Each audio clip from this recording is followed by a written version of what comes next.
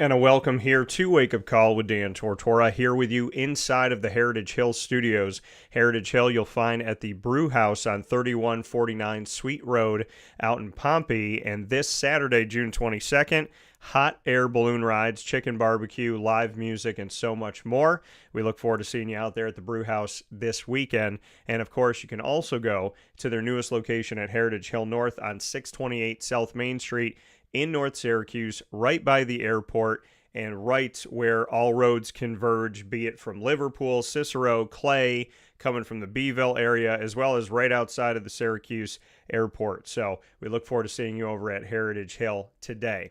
Inside of MonPazPopcorn.com's What's Poppin'. Very excited today to have a double dose of the Dolphin Dive in our exclusive multimedia marketing partnership with LeMoyne College. We have the opportunity of featuring student athletes, coaches, administration, and more. And this morning, I will have the opportunity of having Mackenzie Ples here on the show with me from the cross country and track and field teams. She'll be joining me following her nod as an NEC All-Rookie in the first season in Division I for the programs, as well as the first season in the NEC.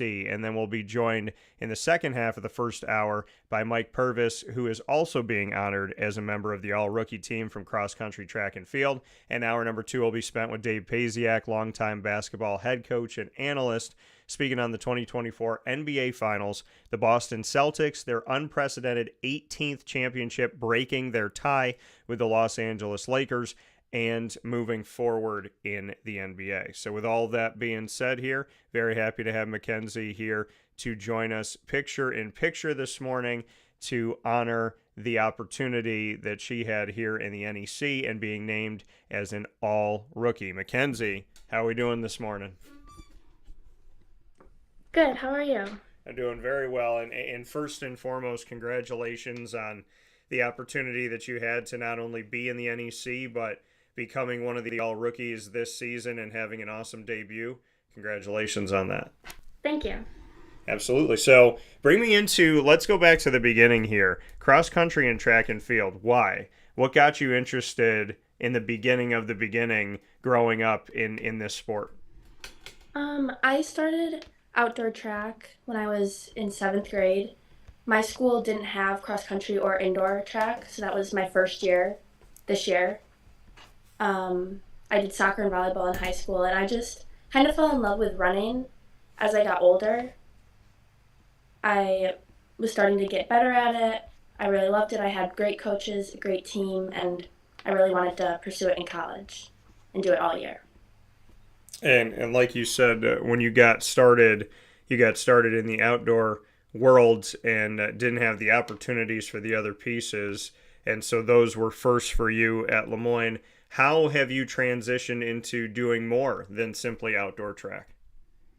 It's definitely been hard just running all year instead of just for a few months, but it's been really fun and I've really enjoyed it, and I'm really excited to get going again in August. And you said, from playing other sports like soccer and whatnot, that you just fell in love with running. Some people can't stand running, right? It's something that they don't Mhm. want to do. They think about getting out there on the track and they're like, oh man, I can't. So what about running for you is so positive, and what makes you so passionate about it? Um, and that's definitely true. I get a lot of, I'm like going for a run and people are like, why? But I think it's just like the idea of, well, I just love running. Like when I'm running, I just like it. I don't know what to say about that, but I also really like the idea of like you can really see your progress. Yeah. Like as you go, you get PRs, you have setbacks, you have like it's something that you can really work towards and you can see progress as you're doing better, doing more, doing things differently. So I think that's fun. So when you look back at the beginning of your career to now, where have you seen the most progress? When you said, when you're out there running, you can see as you evolve and you can see that progression. Where have you seen yourself grow the most?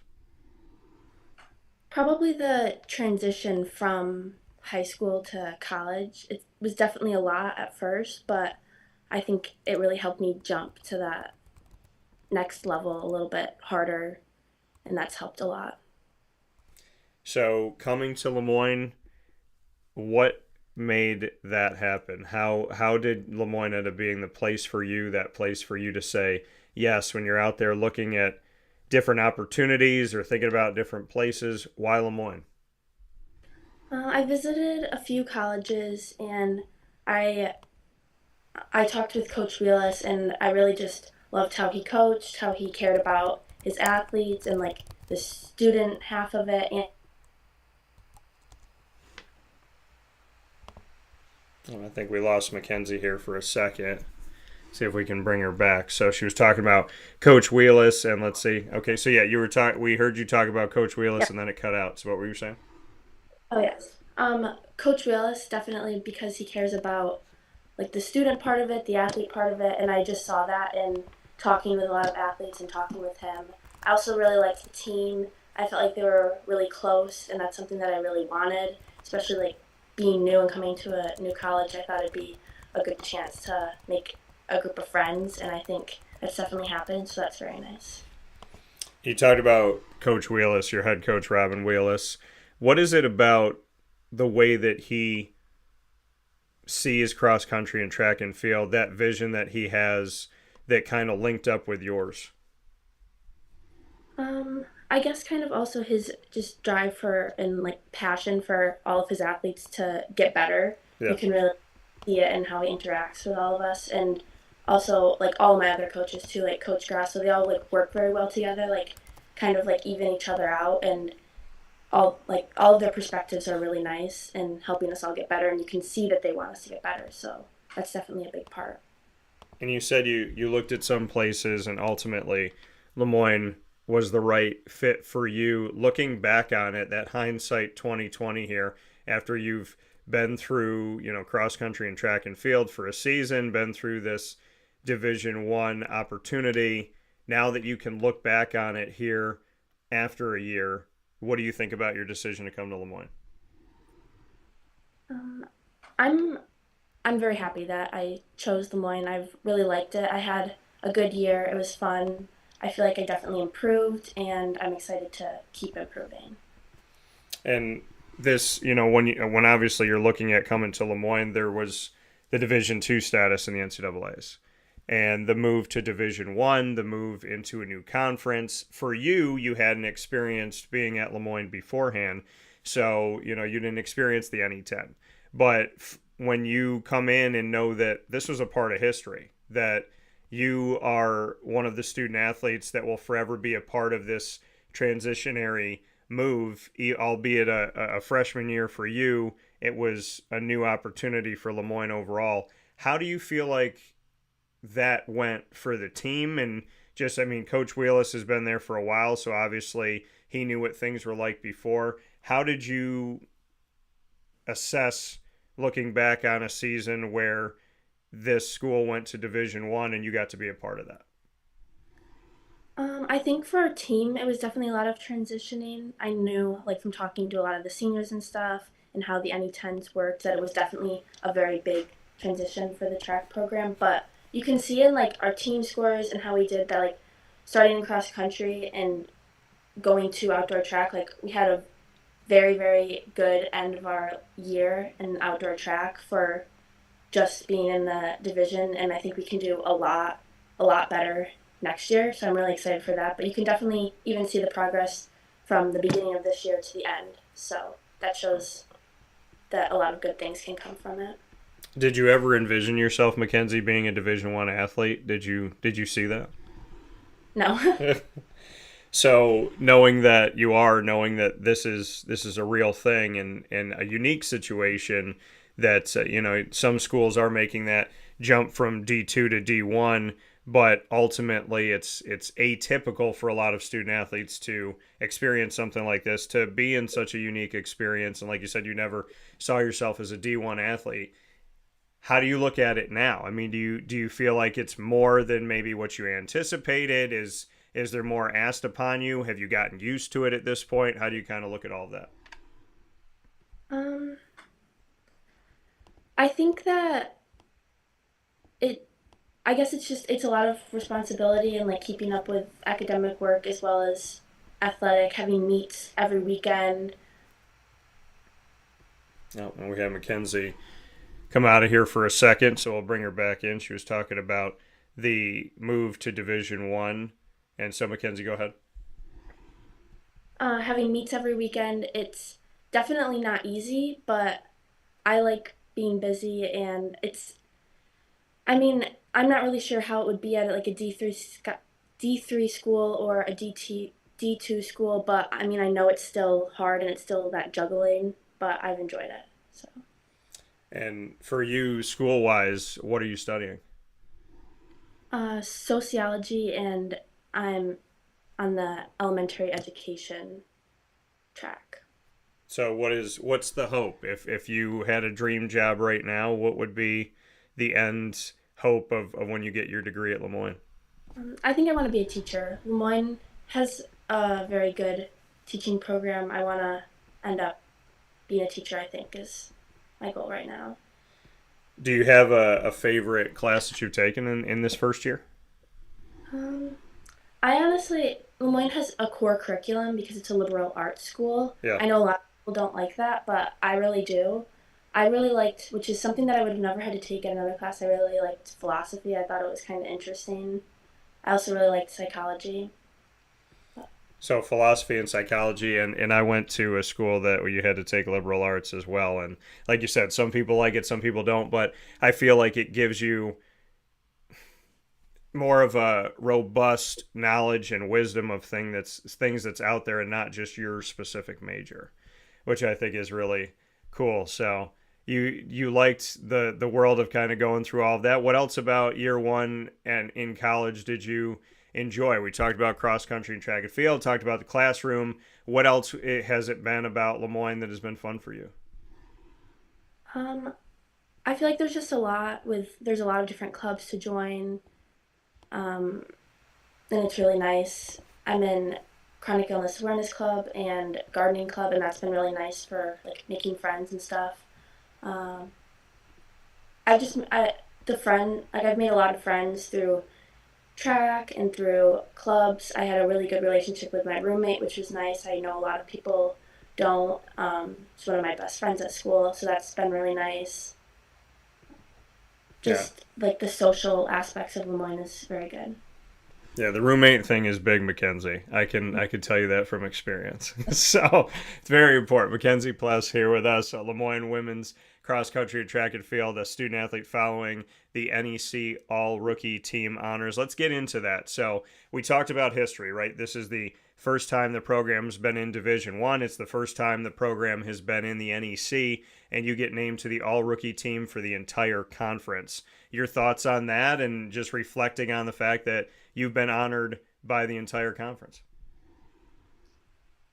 I think it's definitely very cool that Mike and I got named that just because I mean it's our first year, so no one really probably expected that, but it's definitely a big honor. Very nice. You seem to be very kind of calm and even energy about it. I think there's a big opportunity to celebrate here for you. When you found out, did you have a moment of kind of jumping up and down, a smile, or did you just kind of handle it and go, okay, that's great, and now I got to work harder? I mean, how did you handle when you found out? I guess kind of a mix. I mean, it kind of makes me think that like I know that I can do better too, so I'll like keep working for like more honors in the future, I guess. But it was also like just really nice to get recognized, and it was very exciting when I found out.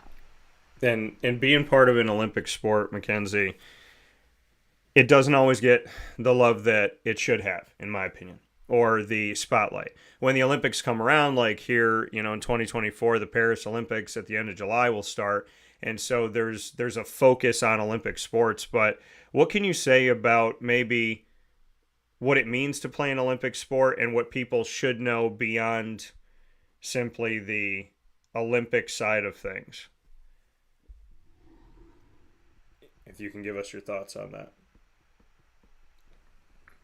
Yes. I mean, we definitely don't get like a huge crowd coming out to see us, obviously, and like Lemoyne doesn't have a track, so I mean that prevents many people from coming and watching Lemoyne track specifically. Um, but playing a sport that is in the Olympics, but it's not as shown as like if you're gonna go watch a basketball game or something like that. It's never been something that I've really thought about much, not having many people there, but with the Olympics coming up, I know a lot of people will be watching that, and there's a lot of big names right now in the Olympics and like very, very good runners. Hopefully that'll bring more attention to the sport. Yeah, and like you said, there's not a track at LeMoyne, but there is the future plans and hopes of putting that in. What does that mean to you, knowing that it is coming? That's pretty amazing because we weren't even sure.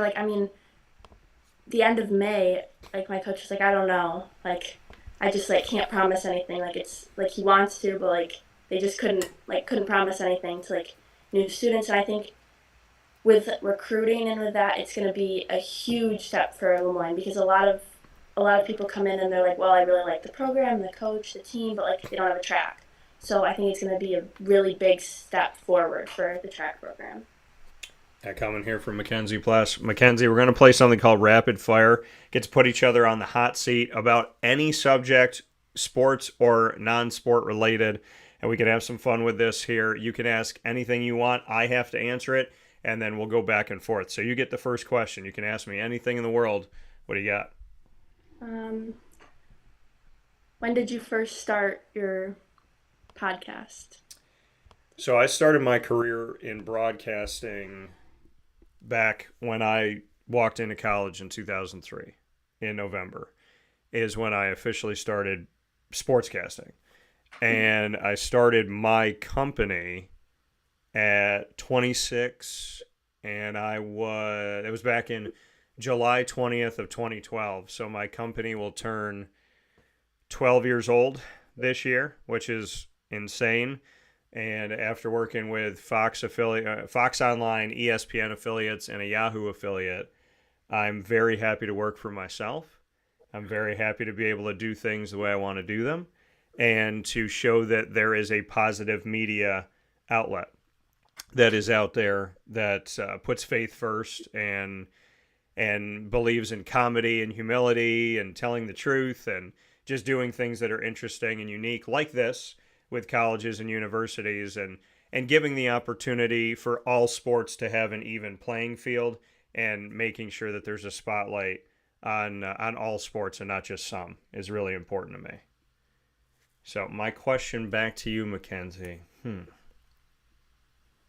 I've never asked this question before, and I don't know why it came to mind, but it's usually because I'm hungry in the studio. So it makes me think of food. If you were a cookie, what type of cookie would you be? So, like, your go-to cookie, I guess. I know what mine is, but if there was a Mackenzie Ples cookie that was available in an NIL deal, what would the cookie be? Um, this is gonna sound not very exciting, but just a really good chocolate chip cookie. That, Like, yeah. you can have a bad chocolate chip cookie, but a really good one. That is fair to say. That was going to be my answer, chocolate chip cookie. But do you have a place that has the best? Do you have like a go-to spot? Um, Not really. There's a bake shop called Crumbs in my town that has really good cookies. Okay. So Mackenzie, saying here we just lost her for a second, but you said that. Oh no! Now we're hearing the echo. The cookies in Syracuse, but I'll have to do that at Yeah, some point. absolutely. What's your next question for me?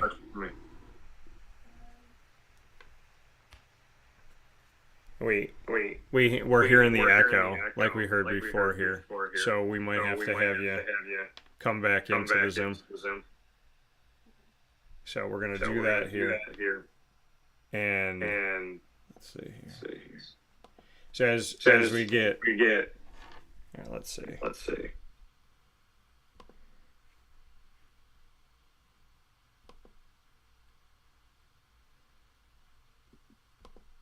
All right, Mackenzie, let's see if this will work now.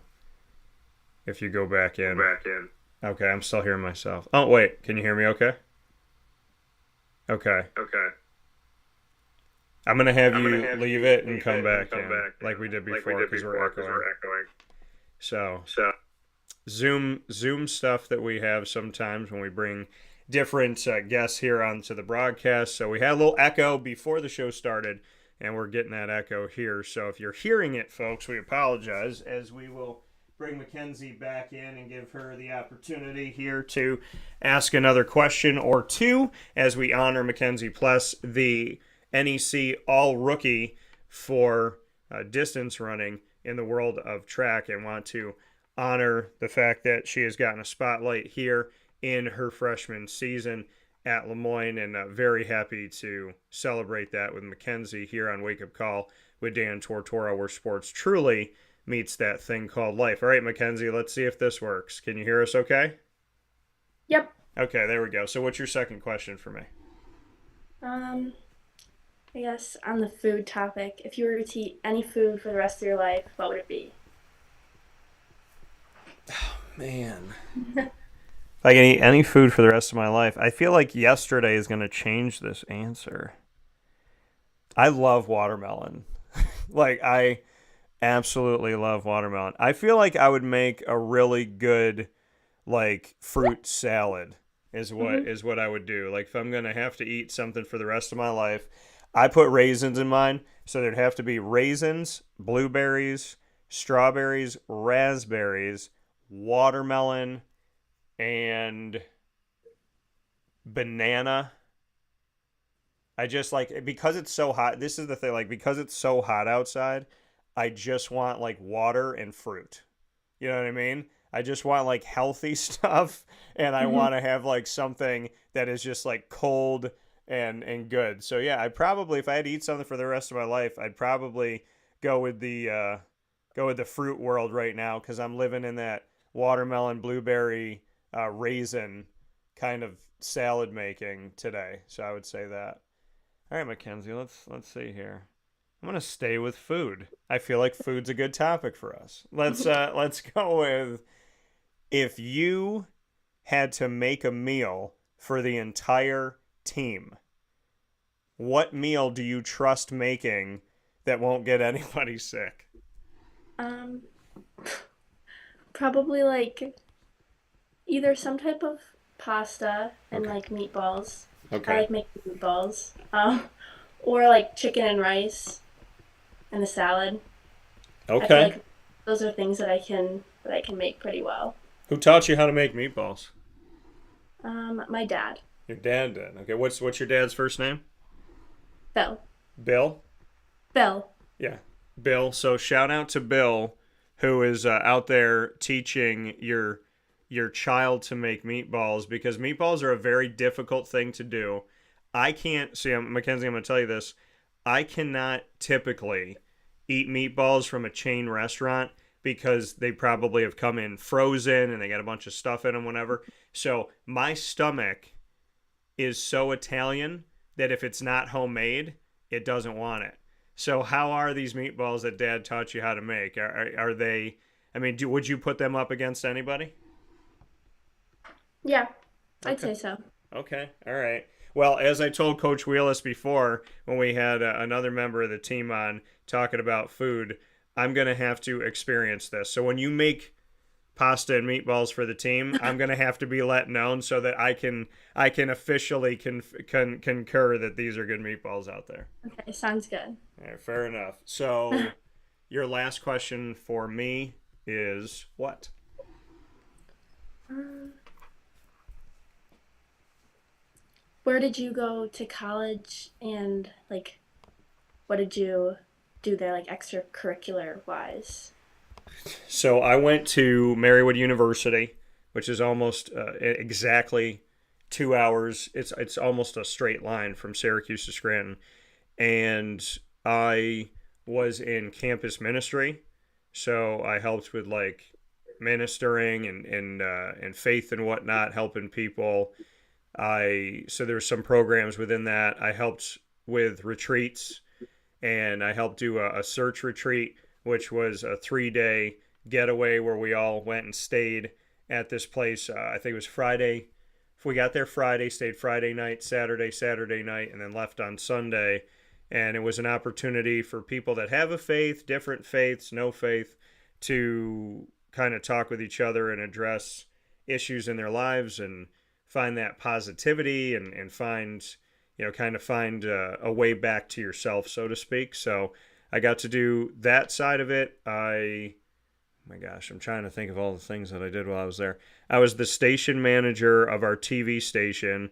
I was the first time that they ever had a back-to-back station manager. So normally they gave it to you you got voted in for a year, and then they went to somebody else. I did it for 2 years, which was never been done before at the school.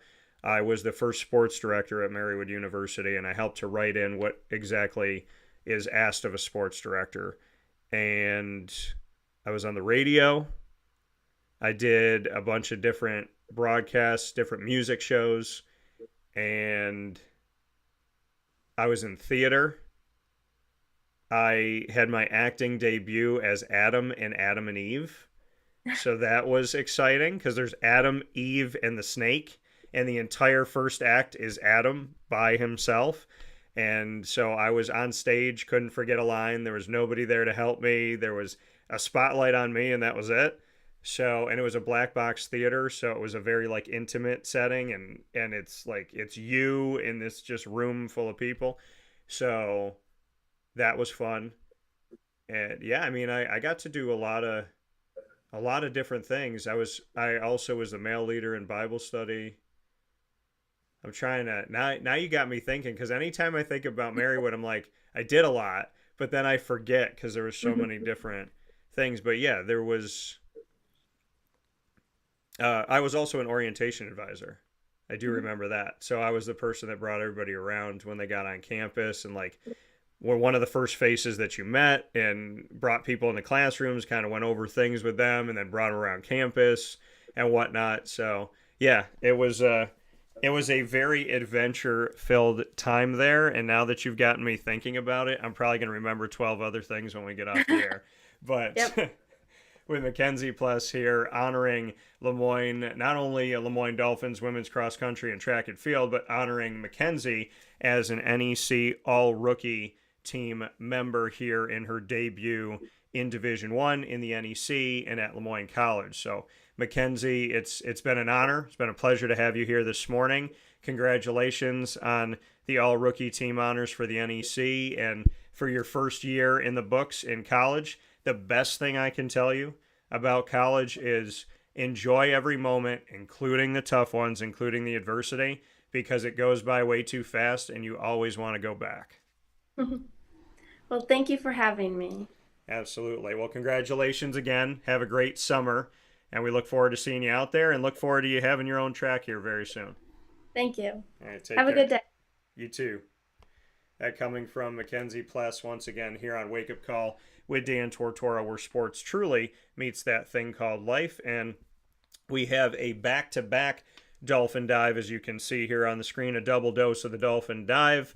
And coming up next here in our exclusive multimedia marketing partnership with the LeMoyne College Dolphins, Mike Purvis of LeMoyne Dolphins men's cross country and track and field is going to be joining me here in just a moment to speak on his experience, as he also was named to the NEC All-Rookie Team. So we're going to get Mike on here momentarily, and we're going to take a step aside for a fast break here on Wake Up Call with Dan Tortora after that. So we're going to bring Mike on immediately here and get him set as we continue our conversation with LeMoyne College this morning, where sports truly meets life, inside of the Heritage Hill studios. And this man apparently knew what was going on the show today, because he's got something in the room that is very well noticeable here. And so we're going to bring in Mike on the broadcast here, picture in picture, so that you can see exactly what I'm talking about, because Mike is actually going to prove to be a great segue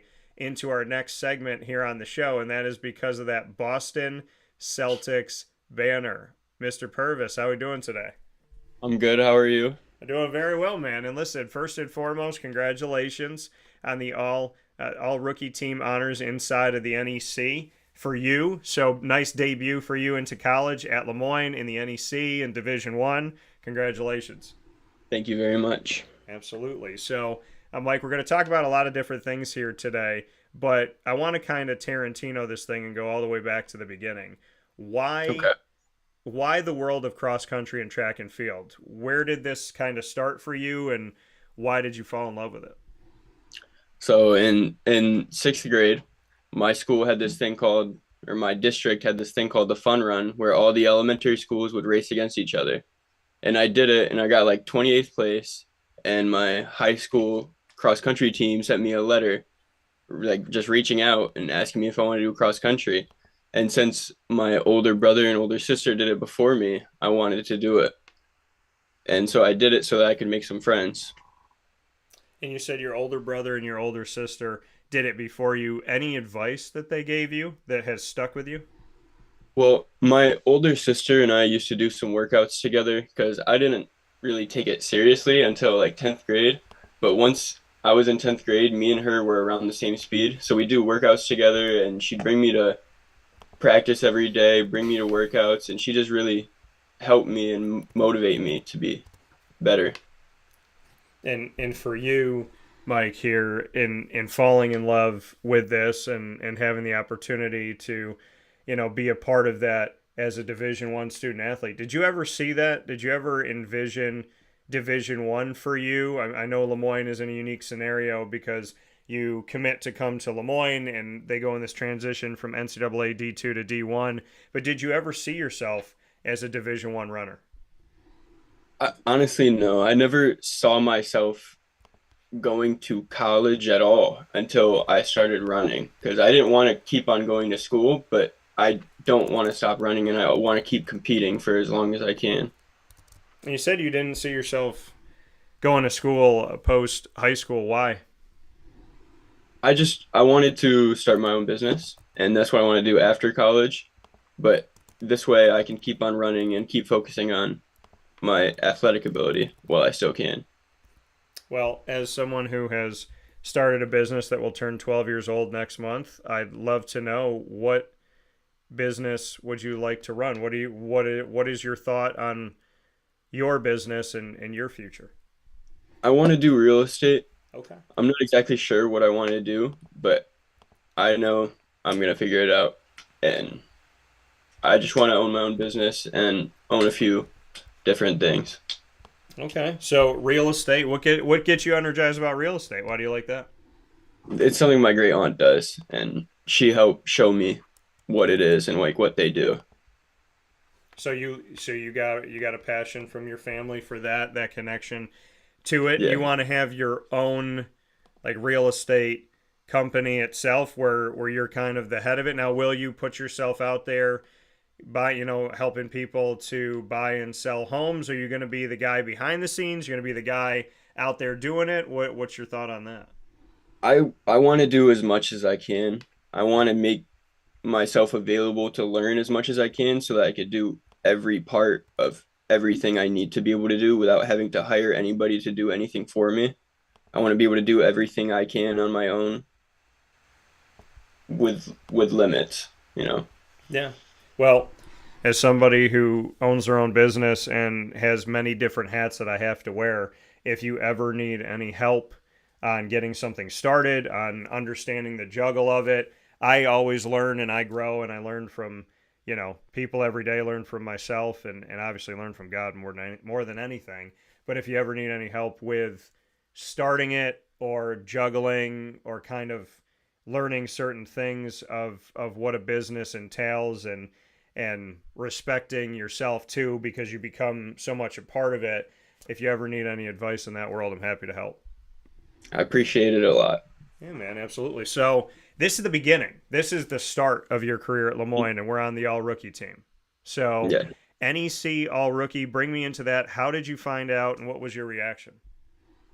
So before conference of outdoor, I was looking at the meet entries and I saw that there were like three or four other freshmen, and I knew that I wanted to be the first freshman in the conference. and I already looked up all their times and everything. So I knew who I had to be and what I had to do. And wanted to score points at this meet. I wanted to be a freshman and score points and be the first freshman in the conference. And so when I found out, I was at work and I was just really excited, and I showed my boss. And then the picture they posted on Instagram, I screenshotted it and I sent it to all my family and my friends, and I was just really excited. Yeah, I mean it's a huge honor, and like you said, you didn't necessarily envision yourself going to college back before this all came to fruition, but you wanted to keep running, wanted to have the opportunity to keep doing that, and then here we are. You're a Division I student athlete. You're in the NEC, and you're on the All-Rookie team. So, looking back on a year in college, are you happy that you made the decision to keep your education going? I am, yes. I am very happy that I decided to keep on running. I like LeMoyne, I like the school, I like learning there, and I really like the team and the people that surround me. I love the captains that I had last year, our coaching, and all of our teammates. Every single meet that we have had all year for cross country, outdoor and indoor track, we came back, and as a team we had a conversation about how almost every single meet, everybody almost got a personal record every single meet, every single time, and everybody's improving around each other. And it's such a great atmosphere to be a part of. And everybody's growing together And and like you becoming better said, together. oh, what was that? Everybody's going to be get better together. And and that's the thing that I think is huge. Like you said, personal best, and then another personal best, and keep pushing yourselves and keep getting those, because when people look at the end line and they say, okay, what school came in first, what school placed with this or with that, the reality to me is there's so many things that go into cross country and track and field, and getting your personal best as a team. You may not be number one or number three or number whatever, but when you're individually getting better and collectively looking at the team saying, these five student athletes just got a new personal best, then this one got one at our next meet, and then this one added one themselves. Like, to me, cross country and track and field is so much more than simply winning the meet. It's winning the day against yourself. And I would love for you to go a little bit deeper into that, because as personal bests continue to get better and better, there's these victories that are happening within the program that I think we need to spotlight as well. Yes. Well, we've had many, many school records this year. We have so many freshmen breaking school records. At conference, we were, me and our 4x8 team were less than 1 second away from our 4x8 record. We've had girls' records broken all year and men's record. We've been working hard together and doing workouts together so we all get better together. And we have a good class coming in next year also. What's been your favorite memory personally of this first year at LeMoyne when it comes to being a student athlete? My first week up at summer training last year in the middle of August, when we first introduced ourselves to everybody, I had a friend from high school on the cross country team with me. So it was a little bit easier for me than it was for the other freshmen. But me and him were talking, and then we went to go play basketball. And then we texted the other freshmen, and they came down, and then us four met each other, and then we all became friends very quickly. And those four made my first year really, really way easier, and they just helped me a lot throughout my first year. Yeah, it sounds like, Mike, that this world of cross country and track and field, it's helped you to continue education. Can you continue to push yourself, to make friends? It sounds like that love and that passion that you have for running is creating all of these other blessings in your life, so to speak. Yes. I in my high school coach, Coach Vanetta, she like installed this determination and like the want to be better in me, and where I want to wake up early and I want to get the extra run in, I want to go to the gym extra. And she just installed it in me. And like she was just a really good coach, really good at making me want to be better and not just doing it, and really just teaching us how to do it and how to make everyone around us better while we're doing it also. There's coaches that can give messages and sometimes they don't get through. Why did Coach Vanetta's message get through to you? I think she was just really persistent, and I could tell she was genuine and she really cared. And she really, really cared about us and how we felt. And my siblings also had her as their coach, and I trusted them. They liked her. I went in, and she was super nice, super helpful, and even the people who aren't as fast and are just there to, just be there, she wanted them to be there, and she wanted to help them love it. And when I was in ninth grade and I wasn't there taking it serious, she helped me get there. And then when I got there, I started being better and taking over, and then became a captain. So for you, I mean, like you said, she stayed persistent, Hmm. and you go from somebody that maybe is an outlier of in like you said, focusing in on it and zeroing in on it and having that want to becoming a captain. What does that mean to you? That you were somebody that a coach had to kind of come out and get and bring in and continuously be like, hey, Mike, come on, I see something in you. I believe you could do this. To go from someone needing to guide you to you being a captain who, by definition, is guiding other people. How did that, that world for you, what has that done when you reflect on that as a person to go from needing someone to come and get you to being the person that goes and gets other people? Well, my coach taught me that I can't just help myself and I have to help the people around me. And from doing that and her teaching me everything she has taught me, it just put the captain spot into my lap because of the way I would lead my team and help my team get to where I wanted them to be. And I would just show them what to do and help people, even the new people who didn't know what to do.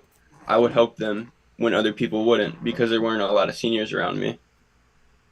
And I always just tried to help people because I was that little kid who didn't know what to do and I didn't know what to do anything. And when I was a freshman, I had a captain. He wasn't the fastest guy, but he was the nicest person I've ever met. And I barely ever talked to him, but I still think about him every day because of how nice he was. And he showed me what it meant to be a captain. And he won the captain of the year award that year. And I wanted to be a captain at that moment. And I wanted to be just like him and help other people and inspire other people to be nice and make people like the sport. And what's his name? Ryan Finelli. And so, I mean, congratulations to Ryan for that impact, Coach Vanetta for that impact as well, and for you to move that forward. You come from right here in the community of Central and Upstate New York, came from Liverpool High School in Liverpool, New York, and the Warriors are something that we put in focus every single month. We do shows out at Avicoli's right down the road from Liverpool High School. So the Warrior community has over the years meant a lot to me, and I've gotten to know a lot of people. What does it mean to you to be a Warrior and to represent Liverpool? It really means a lot to me. I have six siblings. We have all gone to Liverpool. My mom went to Liverpool. My grandma's lived in Liverpool her whole life. I love this school. I went to Chestnut Hill Elementary and Chestnut Hill Middle School. I met all my friends there. I loved it. I loved what they do. I love their activities. I love everything about the school. And I love the coaching. Like I can't say that enough. Like that the high school cross country and track coaching is they were just so amazing to me, and I can't say that enough. I can't stress that enough about how amazing they were. Yeah, and all your kind words about the coaches and about Coach Vanetta makes me want to make sure that we put a spotlight on that program and on what they're doing at Liverpool in honor of this, because when you hear about a leader like that and you can hear the effect that they've had on you, that's it's amazing and it's awesome, and that stuff should definitely get the love and the spotlight because we're seeing the effects of that. So to be the person you are today, from your parents and your grandparents, from your siblings, from your coaches, from your friends, everyone that's kind of helped you move forward, Mike, who are you today? How are you a better Mike Purvis today than you were yesterday? I think that everything I have done has made me learn, and every single thing is a teaching moment, from a race to a run to a bad grade to every single conversation to everything that you experience is a learning moment. And I learn from that moment and take it with me and use it in my next experiences. And then I learn from that. You know, this is honestly, and I'm not saying this because you're on screen, Mike, you're going to be something special and you are going to affect other people's lives if you haven't already. And I want you to know that there's a lot in you that is going to help out a lot of other people. And I think we're going to see you rise to a lot of leadership roles. You might surprise yourself, but I'm just telling you now to go back and watch this tape a few years from now. There's a lot of good coming from you. And I hope I that you hope know so that. too. Oh, there is. I want to be a captain for LeMoyne my junior and senior year. I want to be a captain twice. So I'm going to be aiming for that next year. I love that. Coach Wheelis, just what you can say about Robin Wheelis and what type of coach he's been for you. You talked about your high school coach and your experience at Liverpool. What's been the experience like at LeMoyne and to have Coach Wheelis be your head coach? Coach Wheelis is one of the nicest people I've ever met, and he has been very helpful with certain things. And I've had a hard school year in certain areas and like mental health in certain parts, and I would just talk to him and I would be honest with him. And I had a few times where I was late to practice, and I would just talk to him and tell him what happened, and he would just talk to me and be honest and have a genuine conversation with me. And it really helped me so much just to know that he was there for me and to help me out. And it really proved to me that he was more than just a coach to help me be a better athlete, and he really wants me to be a better person also. Mike Purvis here with us this morning in this edition of the Dolphin Dive on Wake Up Call with Dan Tortora in our exclusive multimedia marketing partnership with LeMoyne College. Men's cross country track and field student athlete following NEC All-Rookie Team honors here inside the Heritage Hill Studios. Mike, you said that this year has had tough moments and mental health stuff. Mental health, when I was going to school, the advice we got was suck it up, don't act like a baby, don't be a wimp, figure it out. There was not a lot of, oh yeah, I mean, there were some people here and there, and granted, Teresa Quilty at Christian Brothers Academy, I can never thank her enough. But a lot of times, for me, growing up in the mental health world, there was not conversation about mental health. It was, you need to be stronger, you need to figure it out. So you said you had some moments this year. What can you say about going through those moments and the importance of mental health and of people taking it seriously and having coaches there for you or anybody there for you? Well, at the beginning of the LeMoyne year, when I was a freshman, they had multiple different like scenarios played out, like and multiple different things showing us about mental health and like how bad it is. And LeMoyne really, like our first week, they really emphasized it and showed us that there are people around us here for us. And back to what I said about those four people I had, the other freshmen, we called ourselves the Fantastic Four because of LeMoyne. We're Dolphins. And when I was struggling, I talked to them and they really, really helped me feel better. And they just, having them and knowing that they were there for me just made me know that I could get through anything and just keep on working to be a better person.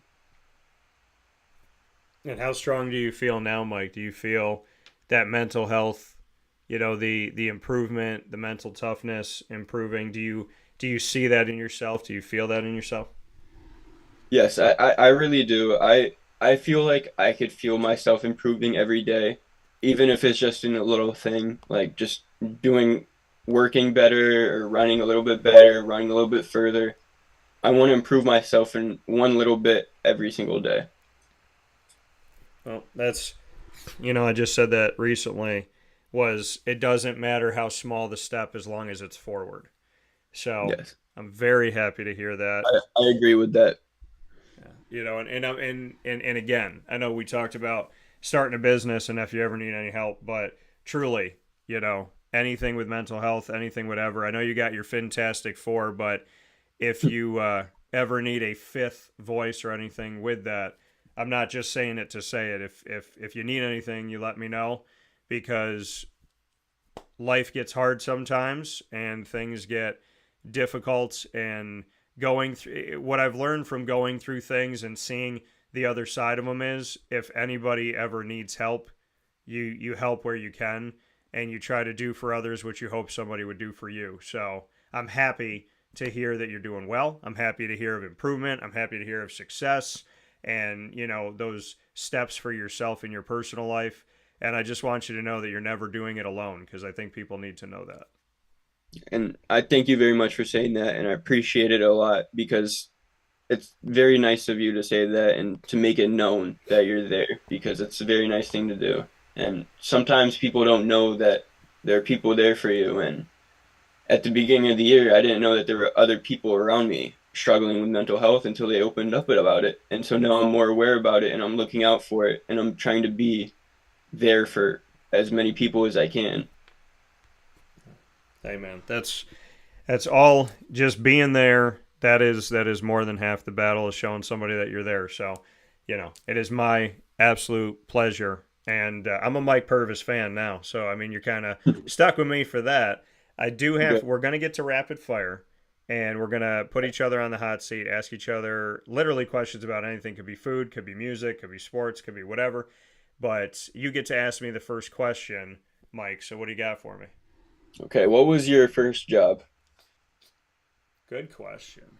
Technically, I was 10 years old and I mowed lawns, but my first job working for a company was at 14, and I worked at the grandstand at the New York State Fair. Before there was the amphitheater, there was the grandstand at the fair, and I worked the concerts at the fair. So I counted all the tickets that came into the fair in general, and we counted the concert tickets. And the perks of that job is we could see every single concert, we could sit wherever we wanted, and we got paid for more time than we were actually counting tickets. So, we would kind of like be on, be off type of thing. But it was a Yeah. fantastic job. I got to be around so many awesome acts and make friends, and I wouldn't change that for the world. Say my first job was working concerts. It was pretty cool. That sounds really fun. Yeah, it was awesome. All right, my first question for you, it has to be this. I know Jerry Hart, who's been supporting me since day zero, you talk about people being there for you.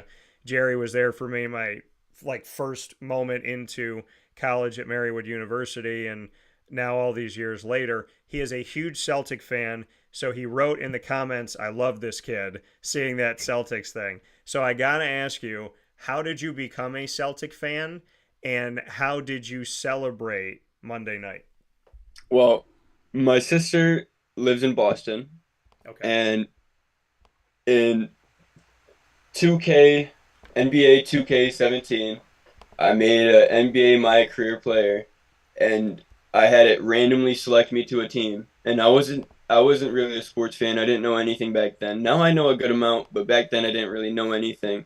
And it selected me to a random team to put my character on, and it put me on the Celtics. And then I was on there and I was just playing with them the whole year, and I got to know their roster and I just started to like their team. And then my sister moved there and it just made me like them even more. And so now I decorated my room with their stuff and I have a Jason Tatum jersey. Oh, that's awesome. Yeah, I covered Jason at Duke, so it was interesting. Like, I've been rooting for him since he got drafted, before he got drafted. Hmm. So how did you celebrate Monday night? Oh, I was really excited. I was actually working. I worked a really long day at a restaurant, and but I was watching the end of the game because I had no more tables. I was just sitting down watching the end of the game, and I got super excited. I was really happy, and I was with my friend too. and he's also a Celtics fan. We're just really excited. No, that's I awesome. texted my sister. She said she's going to be going to the parade. Oh wow, Yeah, good for I'm her. jealous. I wanted to go, but Yeah, now which I know you said you got a bunch of siblings, but what's your sister that you're talking about? What's her first name? Sarah.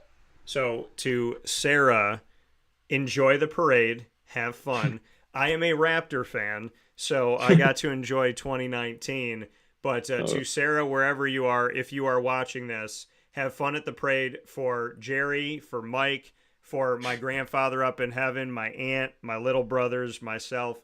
Go enjoy parade day with the Boston Celtics for sure because this is a huge moment and they've now won more championships than anybody in the history of the NBA, Mike. So you picked the right team. Or NBA 2K picked the right team for you. yeah, So they knew. what's your She'll second? make sure to have a fun time for us. What'd you say?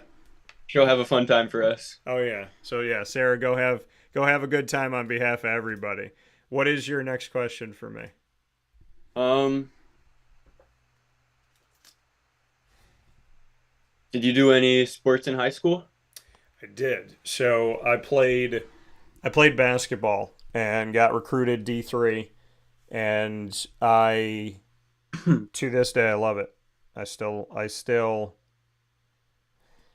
basketball I don't even know if I can adequately put into words what basketball did for my life. They say that sports are like life. They teach you about life and the tagline for Wake Up Call is where sports meets life. So I feel like I've carried that all the way through for being a little kid and I just love basketball.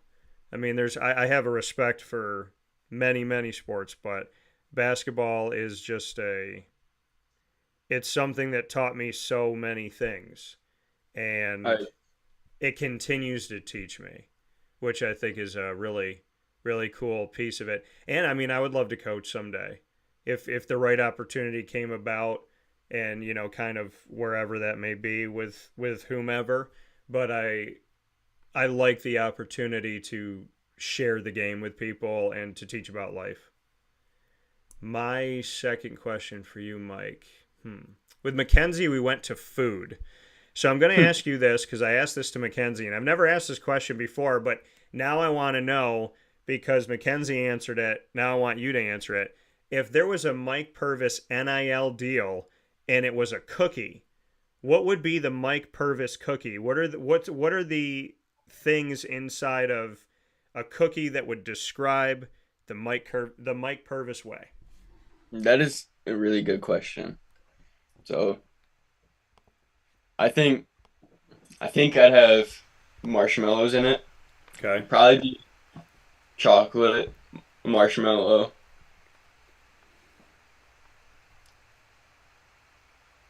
and I think a chocolate marshmallow and Snicker cookie. Okay. Why are That's these are these just favorites for you? well, Snickers are my favorite, and marshmallow. I just it just sounds like I feel like that just you know I feel like that just kind of fits a little bit. I can tell you without doubt that if there was a chocolate chip marshmallow Snickers cookie, I would absolutely order that. So, Mike, we Yeah, need to we need to figure out that NIL for you. yeah, So, for sure. what's your last question for me? What's your favorite football team? The Jacksonville Jaguars. Oh, I'm a Giants fan. You're a Giants fan. Okay, so DeAndre Smith, good friend of mine, a few years back, he was the Giants running backs coach, and he helped get Saquon Barkley back to being Saquon Barkley. So, who is your That's re- favorite Giant right now? And I also know Tommy DeVito, Jay Bromley, who had been there. So there's some Giants throughout history that obviously I've covered or befriended, which I'm very honored. Daniel Jones, I interviewed him a few years back when he was at Duke. So who is your favorite Giant right now? There's a lot of hate on him, but I really like Daniel Jones. He's really fast. He does stuff messes up all the time, but I like him a lot, and I believe in him. I believe in him, and if not him, then I believe in Tommy DeVito. I love what makes you believe in Daniel and in Tommy. Um, it's just Tommy had a few games where he really like it looked like he was an actual NFL starting quarterback, not just a backup. And I believe I have to have faith in my team even if they're not very good. So I'm that's why I just have to have faith. Hey, gotta have faith, man. Yeah. Always gotta have faith. So I can appreciate that. But yeah, no, I'm a Jaguar fan through and through. My final question for you. Let's think here, Mike. All right, well, you said the Fantastic Four, so you know a little bit about comic books. If you could jump into the Marvel Cinematic Universe, and with Deadpool and Wolverine coming out, they might be changing a lot of things, fixing a lot of things, bringing people from different universes into this grand scheme of the multiverse. So if you could be any character, let's say Deadpool and Wolverine changes a bunch of stuff, and Mike Purvis gets to take on the role of this superhero, who do you choose and why? I would probably say Captain America or Falcon, whichever one, just because of their leadership skills and even as a kid, just watching them lead the team always has just like stuck out to me, and like I've always wanted to be a leader like that and show people what to do and how to do it in the best way. Well, I will tell you this. They are doing reshoots for Captain America Brave New World, so maybe we could sneak you onto the set, Mike. Yeah. So, Maybe I could get it. so with that being, and that, hey, leadership, that is a great way to conclude this. I don't know how to properly say see you later because you brought so many positives and great messages to today's show. So saying thank you, I think, is an understatement. But Mike, in his first year NEC All-Rookie Team and first year in D1, first year at LeMoyne, first year in the NEC itself, for Mike Purvis in this edition of the Dolphin Dive, thank you for all that you're doing. Thank you for helping others and for sharing that positive message today. And like I said, you got a fan in me. You got a fan in Jerry just simply by having that banner up there.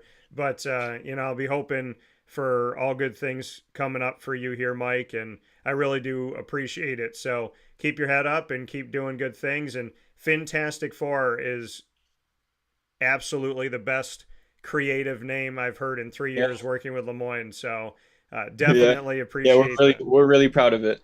You should be. But thank you for everything, truly, and know Thank that you got a very much. friend in me here if you need anything, and God bless with everything moving forward. Thank you for letting me come on. Thank you for having me. All right, man. Have a good day and go celebrate those Celtics. You too. All right, take care. You too. That coming from Mike Purvis here on Wake Up Call with Dan Tortora, where sports truly meets that thing called life. What a great, you know what I mean? Just two great people in society joining us here this morning. And this is what it's about when people are like, why do you do this? So that we can spread a positive message. So that we can show you that there's good people in the world. So that we can show you that the future of this country and this world is in good hands. So that we can show you that there's wonderful people working hard and, honest about adversity and working to get through it. I love it. I absolutely love it.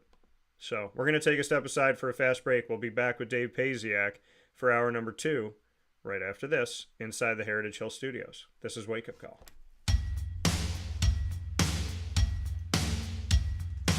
Central New Yorkers, you can now enjoy the taste of Heritage Hill award-winning craft beers, seltzers, and a full bar at 3 locations. Spend your weekends at their beautiful location in Pompey with its amazing views, sunsets, family, and pet-friendly facilities, as well as extensive private event areas. Get their taps, tonics, and tastes in their brand new North Syracuse location at Sweetheart Corner in North Syracuse, New York.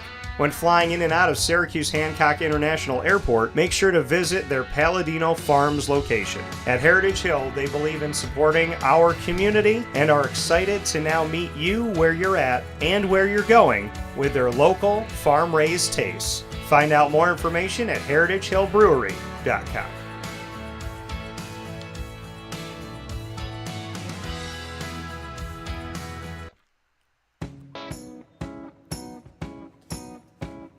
In these unique times, There are those in our community that give us a sense of normalcy and positivity. Pizza Man on 50 Oswego Street in Baldwinsville has been here for you for over 35 years and is here now.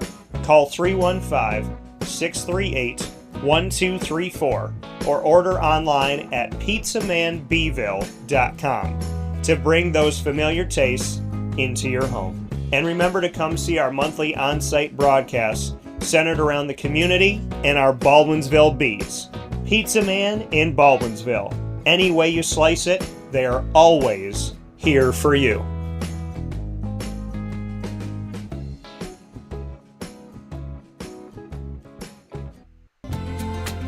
Looking for your next ride?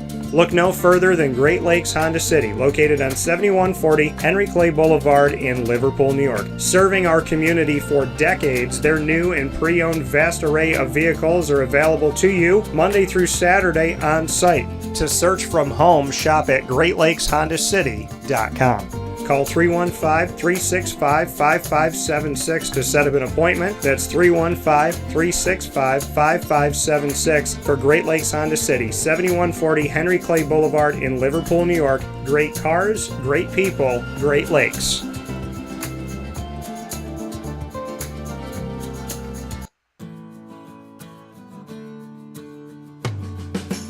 Our corporate purpose at Chick-fil-A is to glorify God by being faithful stewards of all that's entrusted to us and to positively influence all those who come in contact with Chick-fil-A. And what became increasingly clear from our success in Cicero is that people love Chick-fil-A. And also I think we recognized that, we had a great opportunity to grow the brand and grow our platform. I felt incredibly grateful when I was selected to be a Chick-fil-A operator.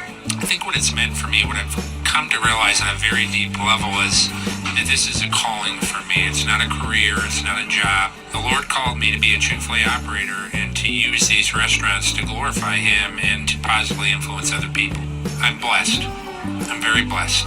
Head to Chick-fil-A Clay on 3974 State Route 31 in Liverpool, New York.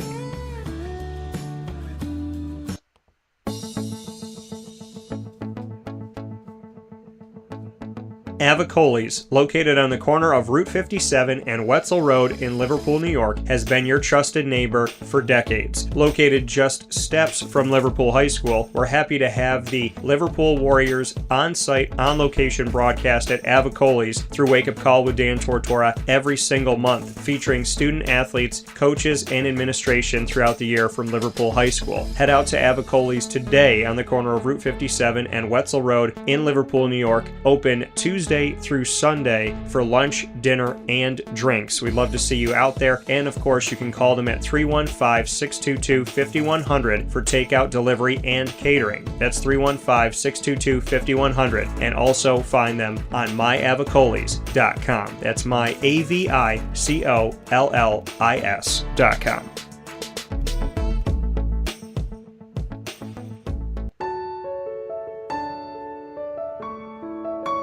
Having peace of mind when you're out of town that your furry-loving friend is safe and sound means taking them to Canine Campground, because we all know that when it comes to the love of our pets, it goes well beyond the call of duty to make sure they're safe and sound. Right, Lily?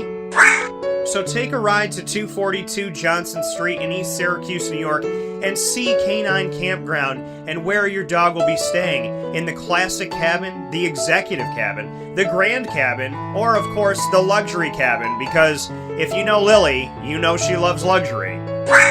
Now you don't have to wait to the last minute to find a family member or a friend that'll take your dog for a few days. Call Canine Campground at 315-299-4013. That's 315-299-4013. Their drop-off and pickup times are Monday through Sunday. Check K9campground.com for more information. That's the letter K, the number 9, and campground spelled with a K.com. K9campground.com. When you're going out of town, bring your dog to Canine Campground.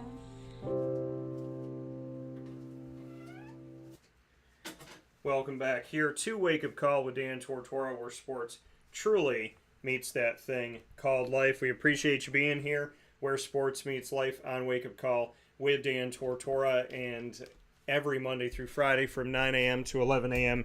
Eastern Time, getting to have some fun with us here inside of the Heritage Hill Studios. Of course, Heritage Hill, folks, is located for you at the Brew House on 3149 Sweet Road in Pompey, New York. And this weekend, Saturday, June 22nd, they are going to be doing hot air balloon rides, which is awesome and incredible and just so cool. I mean, hot air balloons are one of those things that you look at and you're like, how do these things exist? They're just one of those, like, I don't know. To me, it's a like a miracle, and it makes me think about, you know, the Wizard of Oz and all that stuff. So really cool that they're going to be out there this weekend, and you can go on a hot air balloon ride. There's a chicken barbecue. There's live music. So make sure you head out to Heritage Hill Brew House.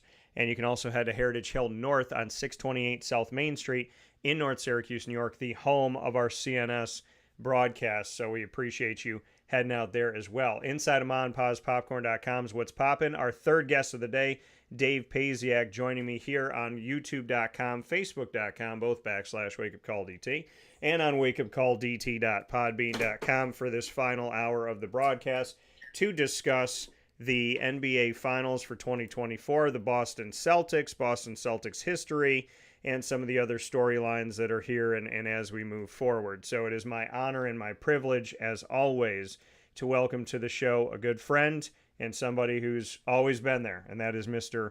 Dave Pasiak, a longtime head basketball coach and a longtime analyst of the game of basketball. Dave, how are we doing today? Doing good, Dan. How about you? Trying to stay warm, you know? Oh, yeah. Absolutely. Trying to stay warm in central New York right now, which is not a hard thing to do. It is muggy. It is gross. And to somebody who just went to Florida a few weeks ago, and people think that I'm kidding when I say this or that I'm crazy, I want to be clear about something. The humidity in central New York is worse than the humidity in Florida, because I was down in Florida and it was 98 and it felt more breathable and more walkable than 87 yesterday in Syracuse. It felt like in Syracuse, it feels like when you open the door that you're walking into a sauna. And as hot as it was down in Orlando, it didn't feel this kind of like the air is thick and you can't walk through it type of feel to it. I don't even want to say the air is thick, but it feels like debilitating. So all I can say is, in my opinion, I think the humidity is worse in central New York than it is in Florida, Dave. And if I would rather take 98 in Orlando than yesterday's 87 in Syracuse. Yeah, it's been a little uncomfortable the last couple of days, and you know, today is more of the same, and tomorrow is more of the same, I guess. It's, air conditioners are getting a workout. Yeah, my air conditioner, I just picture my air conditioner running on a treadmill. That's what I picture. It's just like, all right, but, you know, at night it's got to be cold, but I turn it up during the day. Like, okay, the dog and I, we can have it be, you know, a little bit warmer in the house and not have it work as hard, just so, you know, we can kind of deal with it that way. But yeah, it's been interesting, Dave. It's definitely been interesting. It's warm and the heat is on for sure. And in the world of the Boston Celtics, the heat was on. They came out, they took a 3-0 lead, and game 4, I don't care what anybody says, they didn't want to win in Dallas. They wanted to win at home. You don't lose by that much to a team that you're handling. And then we see them go into this game 5 in Boston, and I believe it was on the same day as the last time they won a championship for the Boston Celtics with Ray Allen and Kevin Garnett and the crew. And so to celebrate that, to do it in Boston, to do it here and make all this history, what do you think, Dave, from going to game 4 to game 5? Do you really believe that Dallas just had a fantastic game?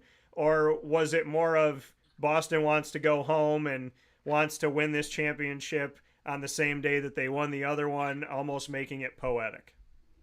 Yeah, I mean, we talked a little bit about it last week. I think the the way Game 4 played out, kind of thought going in, I'm sure Boston went into the game saying, if we can finish it tonight, we'll finish it tonight. But it was the kind of thing where Dallas got off to the hot start, and then it was over fairly early on, and you knew that Boston was just playing for the next game at that point after Dallas got the big early lead. In Dallas, you figured that they're going to come up with a big effort at home to avoid getting swept. We see that in the playoffs a lot in the 3-0 series. The team doesn't want to get swept at home, but when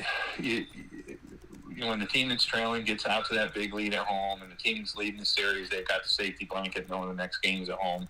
I just think that mentally it's easy for a team like Boston, and Boston's had the first 2 rounds of the playoffs, they had a stinker in each of those series where they just didn't play well, and they bounced back the next game convincingly. So,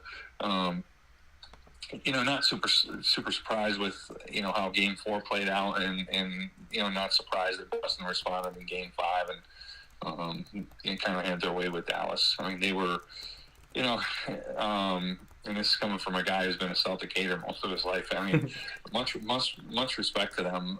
They were the best team in the league over the course of the regular season. They were the best team in the playoffs. Some things broke their way. I think the one thing that really broke their way was Denver dropping Game 7 to Minnesota, because I think Denver's the one team in the league that is a tough matchup and a little scary for Boston, and a team that had championship pedigree. I think Boston's a little bit of a throwback champion in the sense that we've seen them grow and we've seen them take the next step and endure the struggle over the last 2 or 3 or 4 seasons. And now they finally cleared that last hurdle and become champions. So, much credit to them. I thought Brown really deserving MVP. Tatum obviously great player. Missoula gets a ton of credit. My respect for him grew as a coach, and as a man, my respect for him grew significantly during the playoffs. Stevens gets credit for making the moves to get them over the top. Picking up Porzingis, picking up Holiday. So, credit all the way around to the Celtics. Certainly a worthy and deserving champ this year. Dave, and I appreciate those words, and I'm sure Celtics fans everywhere appreciate them. It felt like it was really hard for you to get those out, Dave. Like you said, being a Celtic hater most of your life, as you mentioned, I could hear in your voice that obviously, you said things that you meant, and you gave credit where credit was due, and I echo that. I also feel like it was a little bit hard for a Sixers fan to say those things. Yeah, it is tough for a Sixers fan, and especially, I think a healthy full strength Sixers team against the Celtics in a 7-game series would have been a really great series, but it didn't materialize that way. And the ironic thing about it, like I said, I've been a Celtic hater most of my life. The last Celtic championship with Garnett and Allen and that crew was probably the only time in my life I rooted for the Celtics, because I just couldn't root for Kobe Bryant. So, I was always a big KG fan, even before he came to Boston. I always liked Garnett when he was a Timberwolf, and so I was happy to see him when it done. And this Celtic team, like I said, you got to respect it, and I think they're positioned. They're positioned to be knocking at the door for the next several years. Their big two are young players, and other than Al Horford, they don't have anybody that's really out of the core guys. It's really at the end of the line. So I really think that as a Sixers fan, I think that's a team that we're going to have to get through in the next couple of years if the Sixers are going to take that step get to the finals and have a chance at the championship. Yeah, and this coming from Dave Pasiak here this morning, longtime basketball head coach and analyst, and looking at everything that you said here, there's different things to kind of break down and to have a conversation about. And one of those things with this is looking at the world of Jason Tatum and Jaylen Brown and the conversation that, seems to be very focused on. And that was, hey, you guys won and you did it together. Hey, you guys were able to do this. What do you want to say about each other? Hey, can we get you to trip up and say anything negative? Are you guys playing nice in the sandbox with each other? Do you guys like each other? Is it fun for you to be on a team together? What would you say to Jaylen, Jason? Jason, what would you say about him? What would he say about you? What do you guys think about each other? I just feel like there's been this emphasis, Dave, on, and you and I have talked about this stuff before. This is not what we do here on Wake Up Call, because I just don't. But the reality of creating a story for the sake of having a story, not caring what it does to a team, not caring how it affects a team, but just wanting to be able to write a story.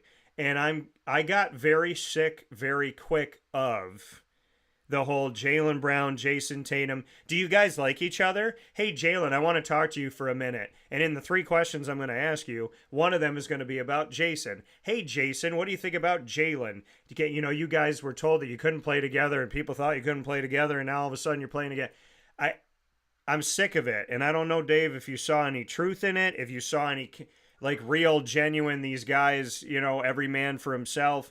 But they've been on the team with each other for more than a couple games. They've had seasons together. I've seen value in both of them. I covered Jason Tatum at Duke, saw his value at Duke. And Jaylen Brown, my words when he came in were, I believe, along the lines of, I think they got a steal. I remember watching him going, I like Jaylen Brown. Why is everybody talking about everybody else? So my question to you, Dave, is this just more media fabrication for the sake of trying to have a circus and some type of a story? Or was there any note of truth to this? Because hearing the constant, Jason, do you like Jaylen? Jaylen, will you share your sandbox with Jason? It got old with me very fast. Yeah, I mean, even Jason Kidd played into it, right? Beginning of the series, he went out of his way to tell the media that Brown was the best player on the Celtics. And so even opponents have tried to kind of feed into that a little bit, maybe to kind of crack the armor a little.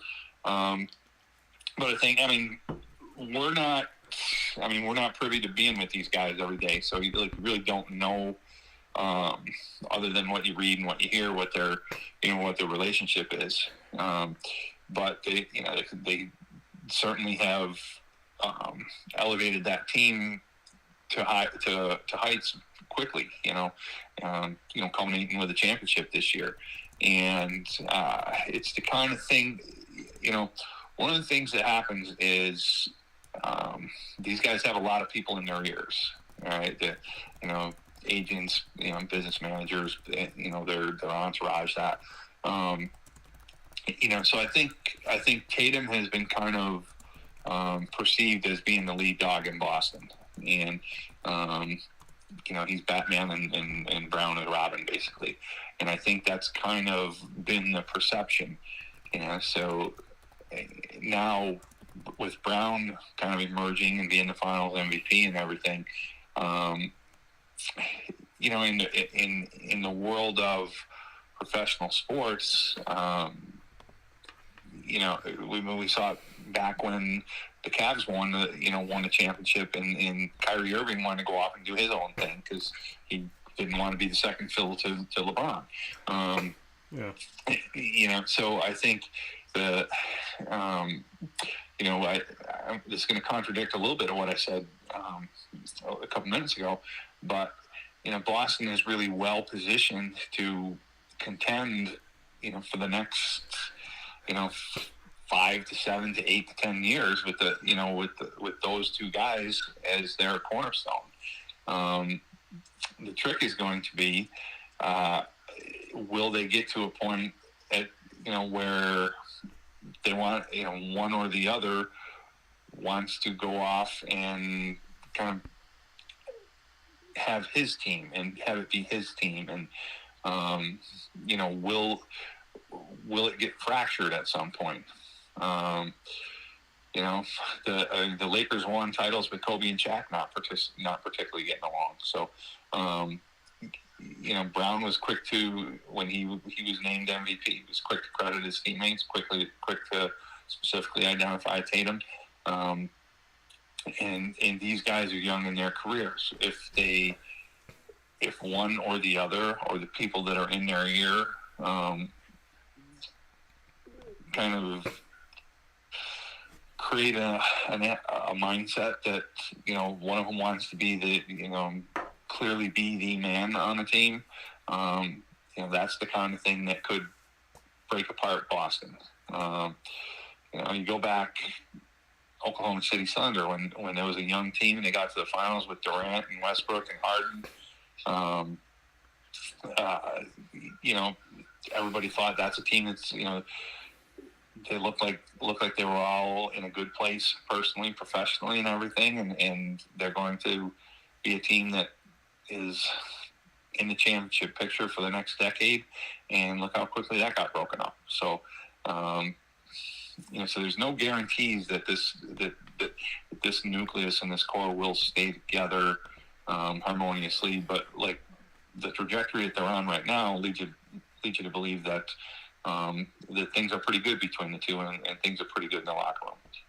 Yeah, and again, when you look at this media fabrication, the desire to just have a problem happen amongst this team, they handled it well, and they won a championship together. They won it convincingly, but it's more than just them. And you mentioned Al Horford, and I could not be happier. I mean, this I'm a Raptor fan, so I pay attention to my Raptors, whether they're on another team now or they're staying Raptors or whatever it may be.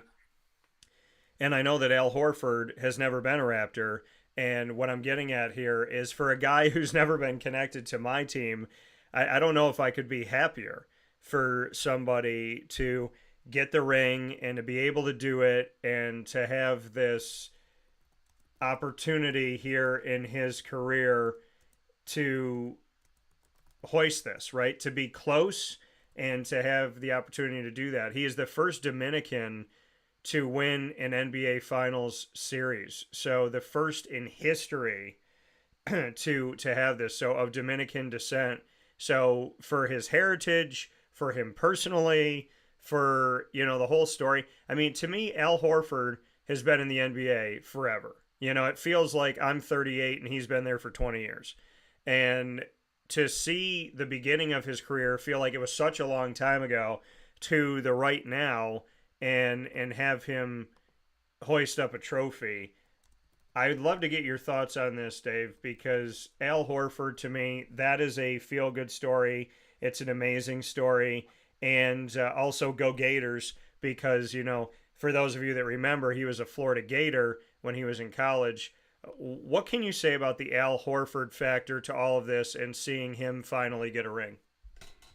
Yeah, I mean, he's a guy that, he's been an all-star, early in his career, and he's a guy who's been, from everything that you see, he's been like a consummate professional, and just a good team guy, a really good player. The fact that he's been in the league this long and whatnot is a testament to that. And he's a guy that, I think he holds the record for most playoff games without winning a championship. So I think he's a guy that certainly has more than paid his dues, and you've got to feel happy for him. And you could see watching the post game, what it meant to him to, after all these years, finally have a championship. And it's really interesting because a lot of times you're, a guy like him who's been a really good player for a long time. It's a little bit of circumstances and being in the right place at the right time with the right team. And you see a guy like him who's been a really solid professional, and he's never tasted championship until 2 nights ago. Versus, you look at some other guys who, you kind of could say, Robert Ory or Udonis Haslam or something like that, who got, multiple titles because they happen to, again, like solid professionals, but they happen to be in the right place at the right time with the right team. And, they've tasted the championship multiple times. So you got to feel good for a guy like Horford. And, you wonder now that he's achieved that, how much longer we'll see him in the league.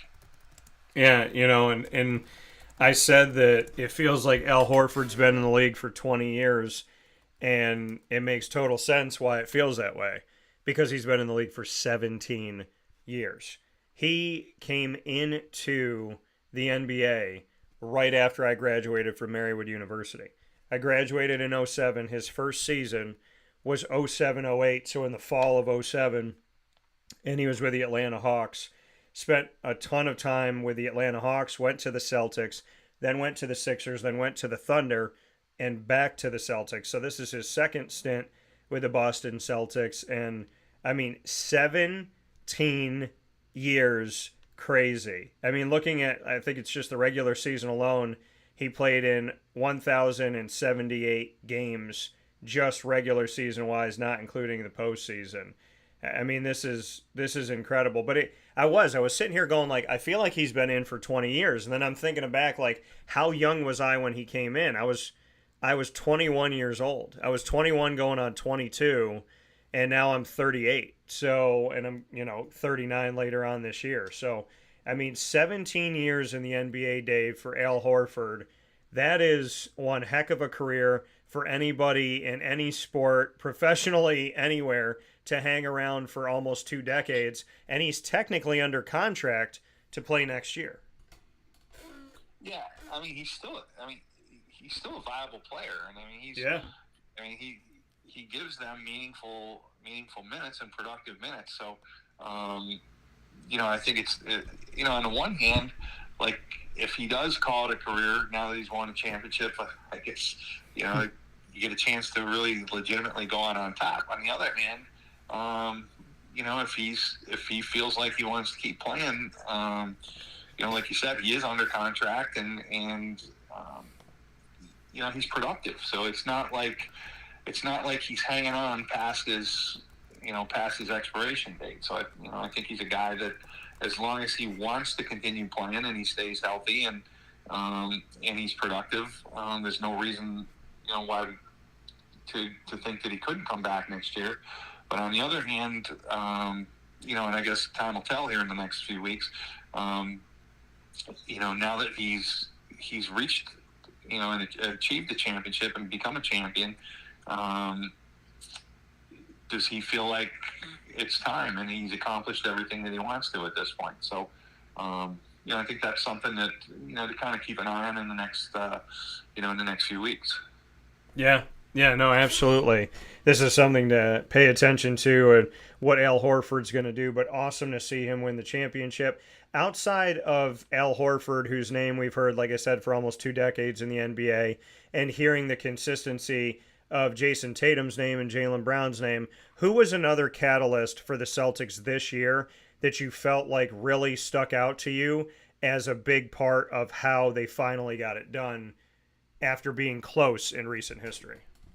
Well, I think the big move, like,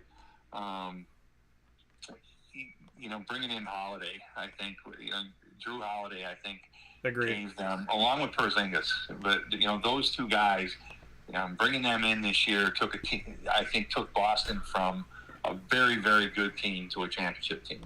Like, I don't think, without bringing in those 2 guys, I don't think like a lot of people when they brought in Holiday, they had to give up Marcus Smart basically.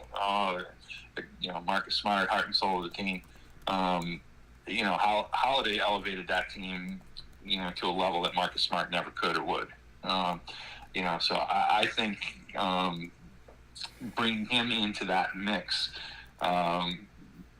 really, you think about it, like, first 2 games of the series, until he, re-injured himself, Porzingis got them off to a great start in game 1, and then Holiday, arguably could have been the best player in game 2. Those 2 guys really set the tone for the finals, for the series. And like I said, Holiday, I think, was, if you were going to point to one guy, beyond Tatum and Brown, and one acquisition that got them over the top, to me, that would be it.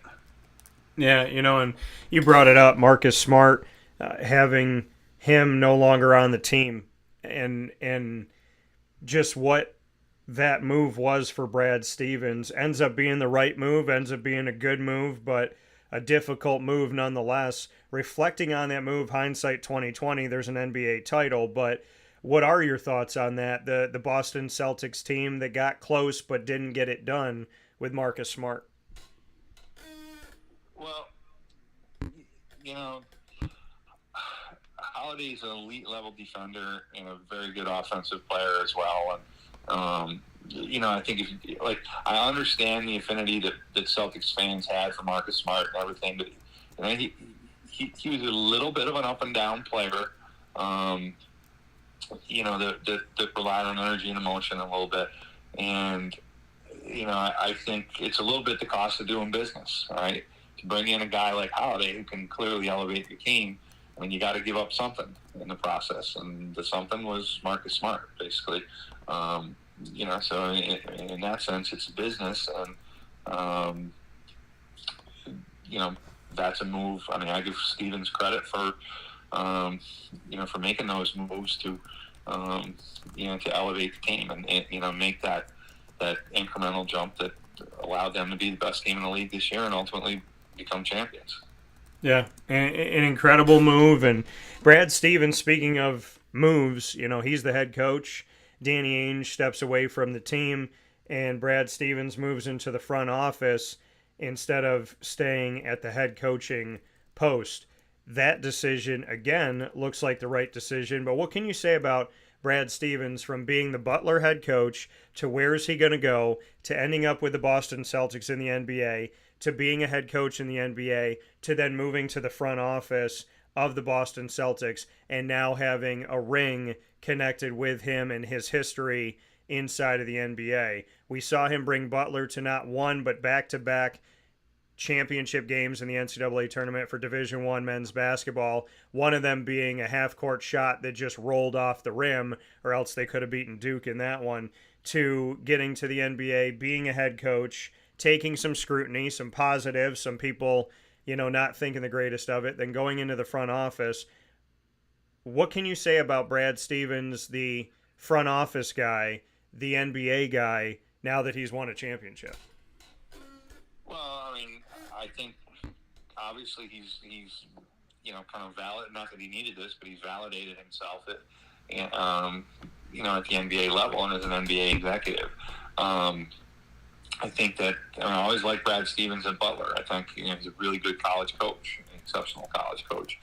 And I think when he came to the NBA, he probably got a little bit too much credit too soon, and people were instantly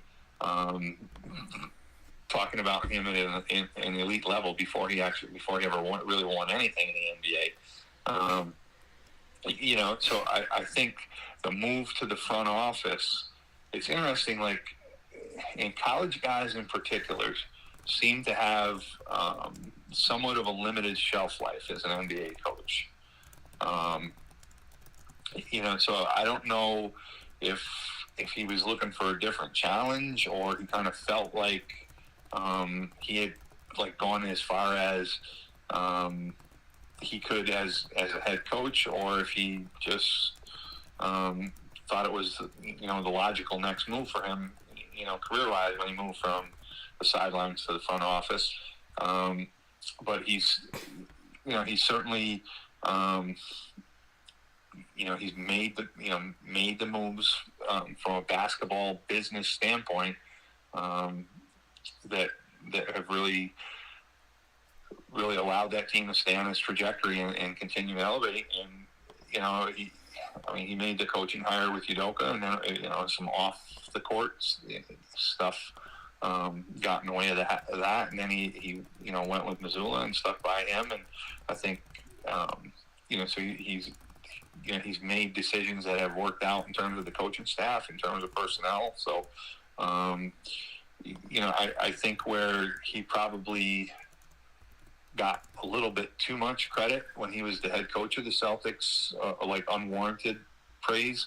I think in the front office, like he's certainly proved his acumen and deserves all credit in the world, and probably should be the executive of the year in the NBA this year. Yeah, I think without question, we give Brad Stevens the NBA executive of the year. I give it to him.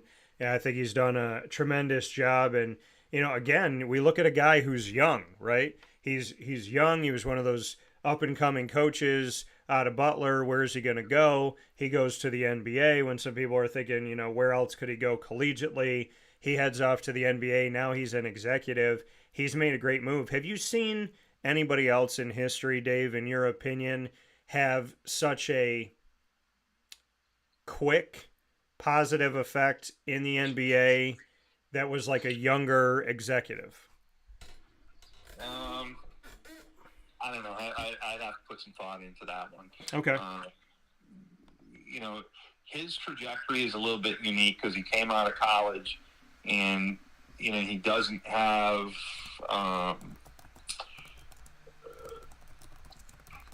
his pedigree wasn't coming up through the pro ranks.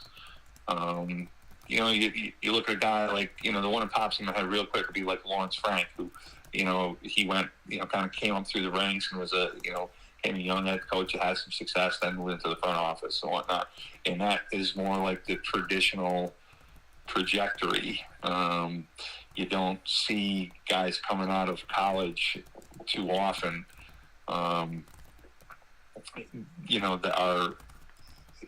that make it all the way to the NBA front office and have a significant amount of success in that regard. So, I'd really have to put some thought into that, but there's nobody that comes to mind off the top of my head that has gone from successful college head coach to pro head coach to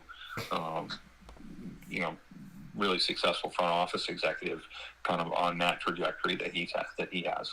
Yeah, I think it would be hard pressed to find somebody who's had exactly that story. But like you said, we could put some thought into that. Joe Mazzulla, speaking of having a story, Joe Mazzulla's coaching career, when you discuss, Brad Stevens didn't come up the NBA ranks here. He came from college into the NBA, and then from there went into the front office. So he had a little bit of a different connection there, and wasn't coming up where he coached in this place and he coached in that place and he moved to this, then he did that.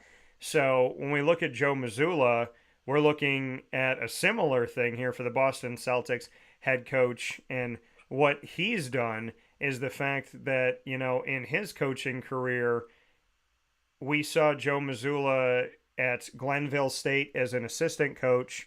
After he went undrafted in 2011, he spent 2 seasons at Glenville State before taking an assistant job with another Division II institution, Fairmont State, in 2013. In 2016, Joe Mazzulla became an assistant coach for Boston's G League affiliate, the Maine Red Claws. The following season, he returned to Fairmont State to become the head coach and led the team to a 43-17 overall record over 2 seasons from 2017 to 2019. The Celtics hired Mazzulla as an assistant in 2019. He spent 2 seasons on the coaching staff of Brad Stevens before Stevens moved up to the front office to replace Danny Ainge as the president of basketball operations in 2021. Mazzulla was the only Celtics assistant who remained on staff with Udoka replacing Stevens as the head coach in 2021. And then we know the history of Joe Mazzulla stepping in. So Mazzulla, for being at 2 Division II institutions, being with the Boston Celtics in the G League as an assistant coach for their affiliate Maine Red Claws, and then seeing him hired onto the staff, and then when Udoka is let go, and we see that transitionary period,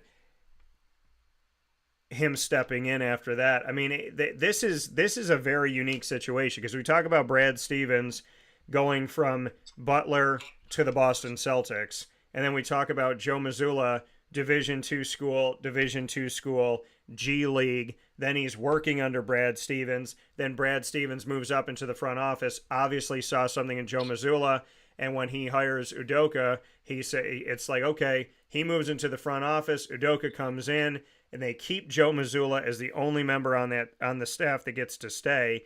And then when the change happens as head coach, he keeps Mazzulla and says, hey, we're going to give you an opportunity to be the head coach.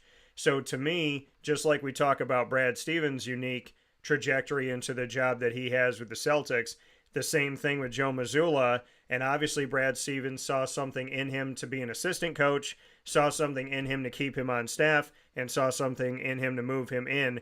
But this is another atypical situation of a coach that wasn't a head coach in Division II for a while, wasn't a head coach in Division I, wasn't a guy who was spending a long time in the NBA, and now he's an NBA champion in Joe Mazzulla. So as much as we talk about Brad Stevens' story, I'd love to hear your thoughts on Joe Mazzulla's atypical story as well.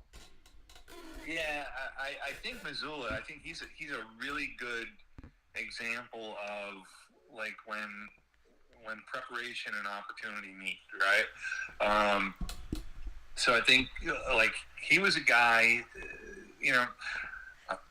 he's a guy that like he's assistant with Udoka, and if it weren't for the off the court stuff, Udoka would still be the coach of the Celtics, and Mazzulla would be a guy who probably would continue to pay his dues as an NBA assistant, and then probably somewhere down the line get a shot at being a head coach.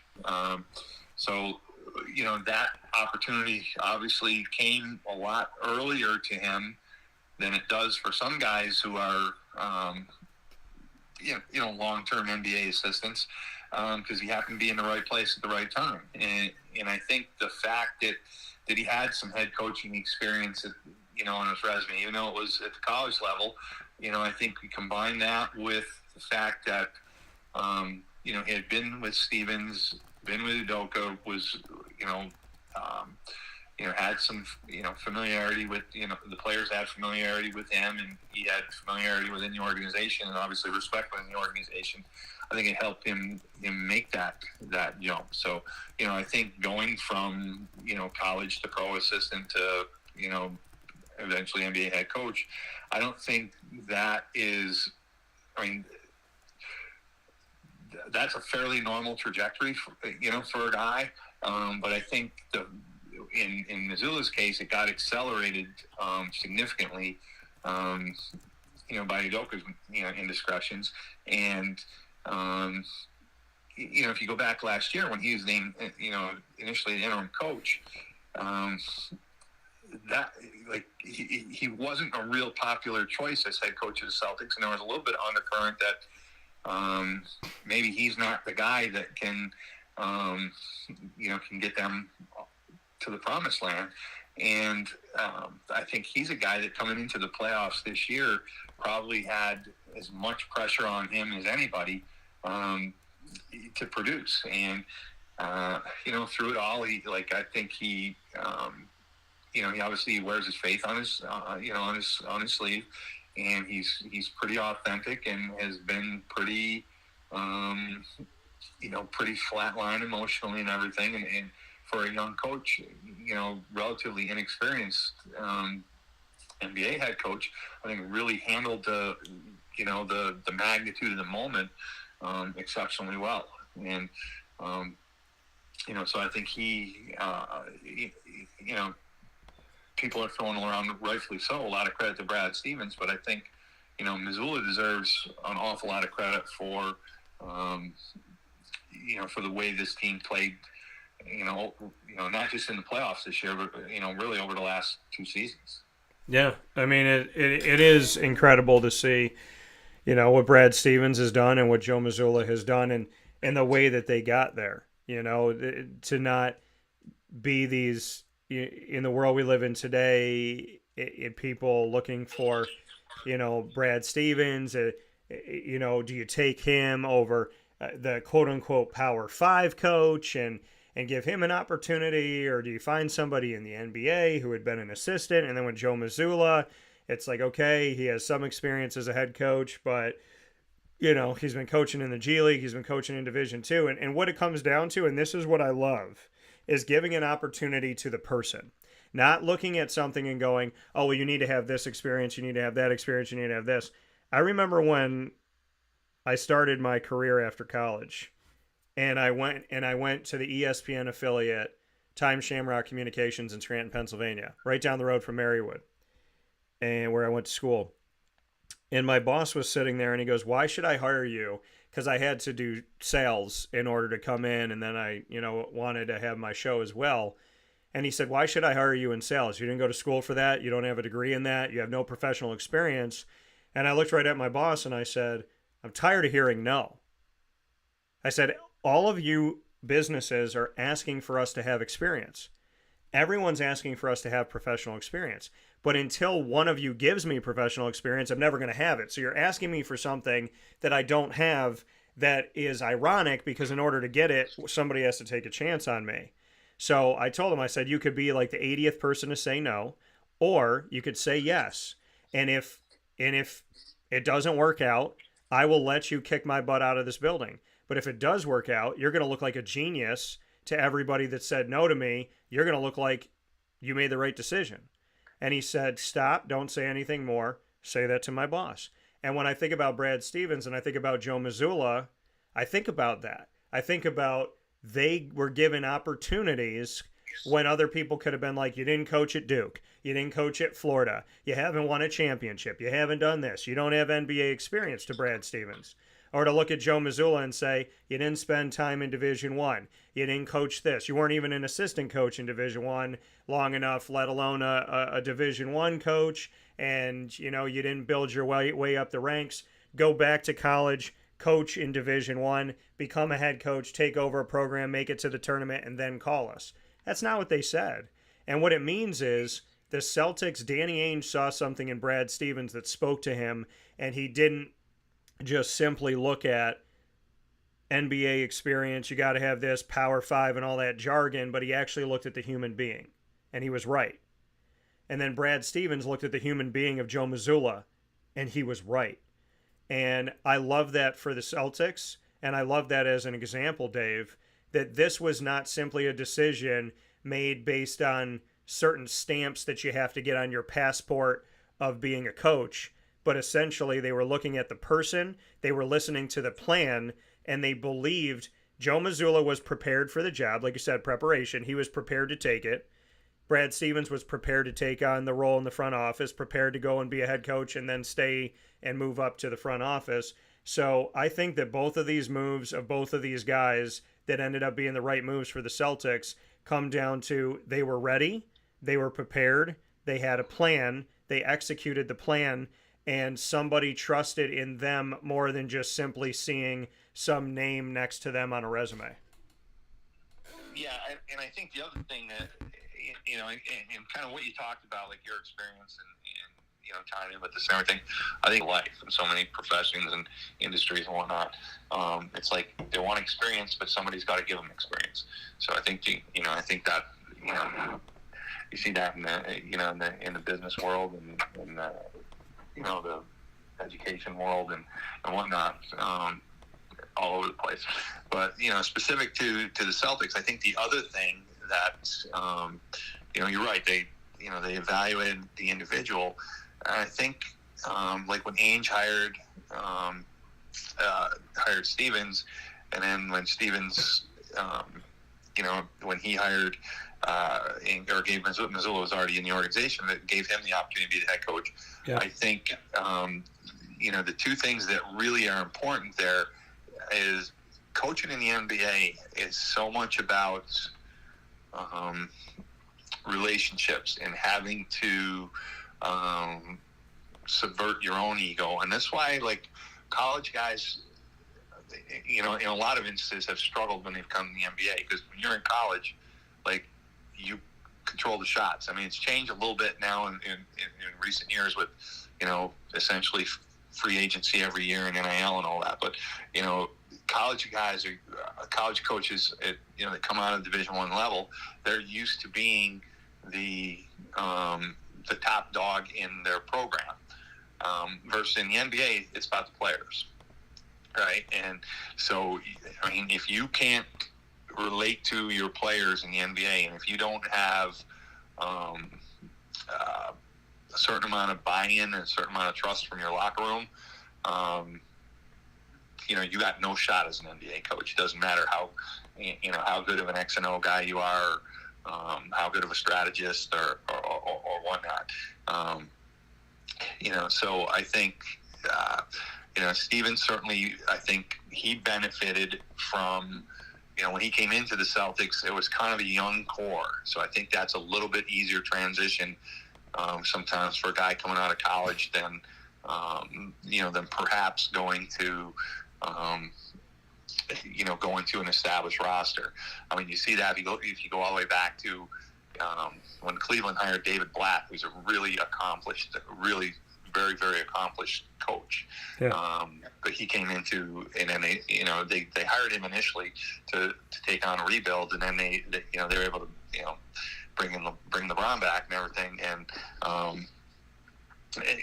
now all of a sudden, he's in a situation where a locker room doesn't care about what he did as a coach in Europe and everything. So I think Stevens benefited going to Boston with a relatively young roster. So I think it was easier for him to develop those relationships perhaps than it would have been had he gone into a win ready now situation. With Missoula, like, he had already been in the organization. So I think, to your point about Stevenson giving him an opportunity, certainly Missoula, he's very well prepared, and he's shown himself to, have great grasp technically as a basketball coach, as a strategist, an X and O guy and whatnot. But I think the thing that maybe gets forgotten about is for Stevens to turn the reins over to him, he had to have pretty high comfort level that Missoula was going to be able to relate to and work with and manage, specifically Tatum and Brown, but their locker room in general. And those guys, Missoula having the respect of the locker room, I think, probably as much as anything, something that led Stevens to make that decision. And it's also something that has allowed that team to have success the last 2 years. That coming here from Dave Pasiak, longtime basketball head coach and analyst here on Wake Up Call with Dan Tortora, as we are inside of the Heritage Hill Studios speaking on the NBA Finals and the Boston Celtics. And, I mean, Dave, this all speaks to the notion that I never forgot and I think about a lot, which is be ready so you don't have to get ready. And Brad Stevens was ready. Joe Mazzulla was ready. They made good moves. They worked out. Now they have an NBA leading 18 championships, passing the Los Angeles Lakers, who have 17. And Irvin Magic Johnson said this: Celtics general manager Brad Stevens trading for Drew Holiday and Kristaps Porzingis was an MVP move that made the Celtics the best team in basketball this year. Adding Holiday made them the perimeter defending team in the league, and adding Porzingis made them the most explosive offense and best starting five in basketball this year. Magic also said congratulations to Jaylen Brown on winning the NBA Finals MVP. He said Joe Mazzulla really improved as a coach this season and had the Celtics prepared for every round of the playoffs, making all the proper adjustments on offense and defense. The playoffs are a game of matchups, and the Celtics were too much of a challenge for the Mavs with all their depth. Their strengths outweighed the Mavs' strengths, and it's the reason why they are champions. But before he said any of that, Magic said, I hate that the Celtics officially have more championships than us now. What are your thoughts on the Celtics having an NBA leading 18 titles, and now the Los Angeles Lakers, more than ever, need to find that head coach and need to figure this thing out, because I feel like their fan base is looking at them going, oh, you don't need to get your 18th at some point. You need to get it next season, because we don't even want to go a year with the Celtics having more championships than we do. Yeah, I mean, I think the Lakers are certainly, they're in win now mode. I'm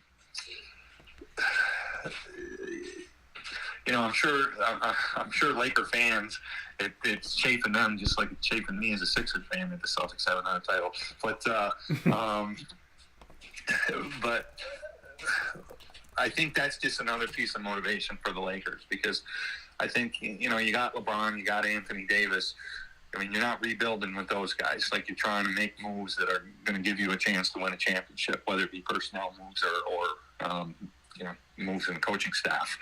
So I think it's just one more little piece of motivation or incentive or something for the Lakers to, try to be in win now mode. So I think their off season, certainly, I mean, LeBron doesn't have a lot of years left. And, Anthony Davis, I mean, he's been in the league for a while now, too. So, you got those two guys together, it's kind of championship or bust. And so, I think it's led them to maybe be a little bit impatient with some of the moves they've made, both personnel-wise and in terms of coaches. So, whether they'll be able to make the right moves this off season or not, time will tell. Dave, where are we at, though, with the fact that the NBA draft is in less than 2 weeks? The Los Angeles Lakers have LeBron. They have, obviously, contracts to work out, things that they need to figure out. Are they going to keep certain players around, or certain players going to want to stay around? They don't have a head coach. I mean, we're heading toward the draft and free agency. I would imagine that they need to have some type of leader in place before the draft. So my question to you becomes, are you shocked that the Lakers have not made a decision yet, number one? And number two, is that decision J.J. Redick? Hard to say on the J.J. Redick front. I mean, for the longest time, it sounded like, I mean, if you believe what the Lakers were kind of pushing out there in the media, and it seems like that was really smokescreen, in hindsight. But Redick was supposedly the favorite to get the job. All along they were negotiating with Hurley, and I think Hurley kind of played the Lakers a little bit. Yeah. I think he was intrigued by the NBA and whatnot, but we talked about that last week about Hurley's situation. So I think the Lakers are in a little bit of kind of regroup mode right now. I'm sure the Redick thing is interesting, because I think he's a guy. It's kind of like could it be Steve Kerr coming in and he's what they need to, he can manage personalities and whatnot, and be kind of the difference maker to get them over the top, or does he end up being like a Steve Nash type thing where it doesn't really work out as well as people think? Yeah. So I think hiring a guy like Redick is kind of a high risk, high reward move for a team in the position the Lakers are in. He could very well be a guy that that he could have success right away as an NBA coach, and he's certainly starting with a couple of good building blocks. With LeBron and AD. But he also, I think if they do hire a guy like Redick, what they put together for a staff, I think, is going to be crucial. Because, if they hire Redick, I would think that he would, I'm sure he's a smart guy, He's going to surround himself with, either some NBA head coaching experience or long-time, well-established assistant coach experience. I think the staff he puts around him will be very have a significant NBA resume to kind of bridge that gap. But I don't know. I mean, it feels like now with Hurley turning down and the Redick thing has been out there forever, it just kind of feels like the Lakers are waiting for something or somebody, and I just don't know if that something or somebody's going to materialize.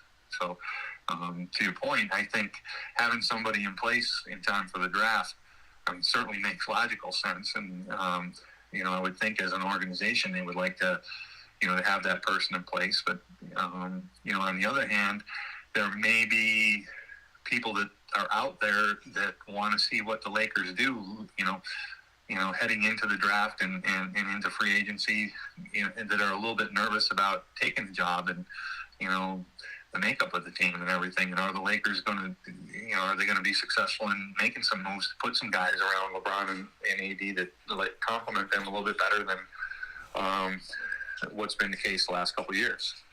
Yeah, I just, and I'm sitting here and I'm thinking they talked about Coach K had thought about it back in the day of maybe being the Lakers head coach. Does he call Coach K and say, hey, will you sit on the bench with me?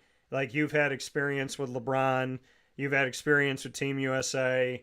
Will you be my, special assistant for a season, right? And there's that thing that kind of intrigues me. But there's also the notion, Dave, that LeBron's the head coach of this team. So at this point, I mean, whoever you get in, does it really matter? And I mean, when you're looking at the future of the franchise, then yes, but is coaching LeBron a thing? Is it a reality, or is that a smokescreen of whoever the coach is of the Lakers? We know that the real coach is LeBron James.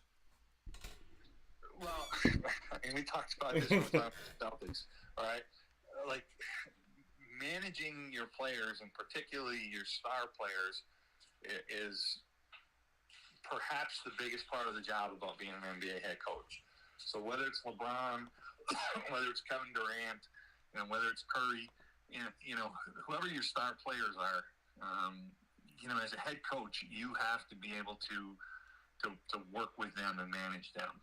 And, and I think LeBron, because of who he is and his persona and everything,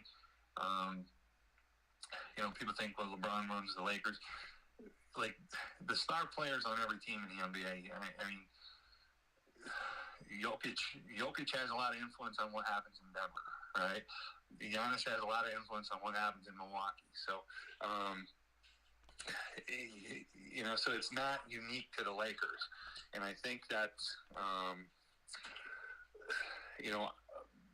I'm sure LeBron has,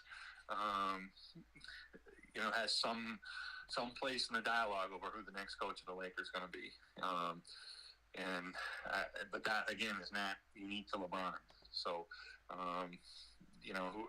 whoever ultimately takes that job, on the one hand, it's a perhaps once in a lifetime opportunity to coach, a guy who's going to go down as arguably the best player ever. And on the other hand, that's not an easy job. It's not. I mean, there are challenges. You look back to Phil Jackson. Like, Phil Jackson was the right guy at the right time to coach Jordan and the Chicago Bulls and everything. Phil Jackson probably would not be the right. On the opposite end of that, there are coaches in the NBA that would be are really good in the rebuild mode and shepherding teams through and getting them. Mark Jackson, look at him in Golden State, was a great example, but wasn't the guy to get them over the top. So and wasn't the guy necessarily to deal with Curry and Clay and Draymond and all that once they kind of reach a somewhat elite level. So, I mean, he's gonna be a factor in who they hire for sure. So. Yeah, we know that, and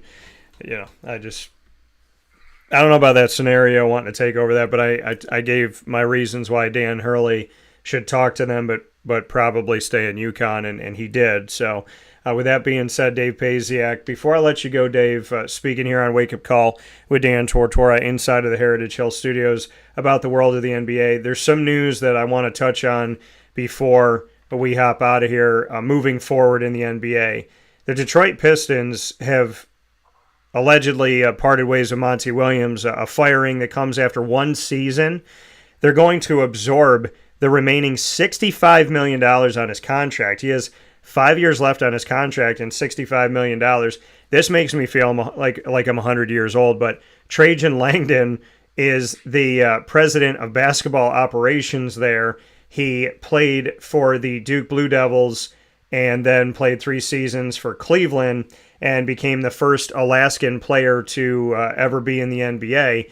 So when we go back and look at this move by Trajan Langdon, this is something that is unique here. Obviously, he doesn't see it working with Monty Williams with a plan.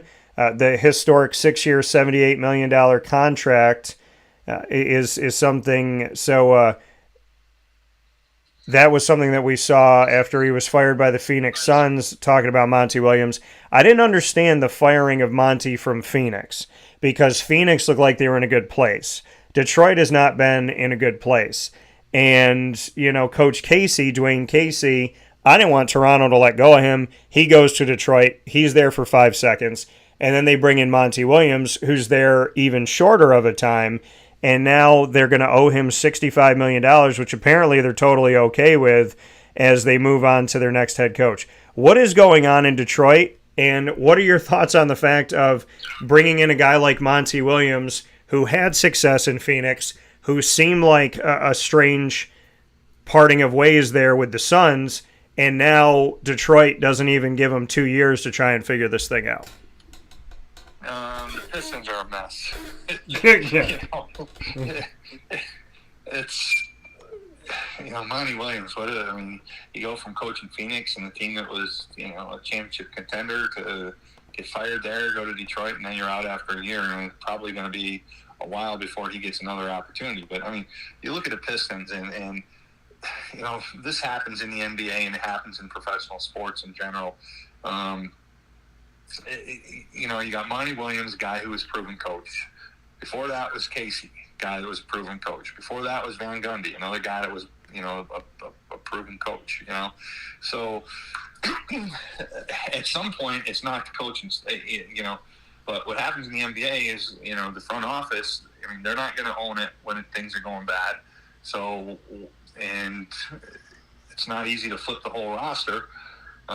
So what's the move the front office always makes? Fire the coach, because that kind of is job preservation for the front office folks. The Pistons, not all that long ago, they were the premier franchise in the NBA, and right now, they're a mess. It's, I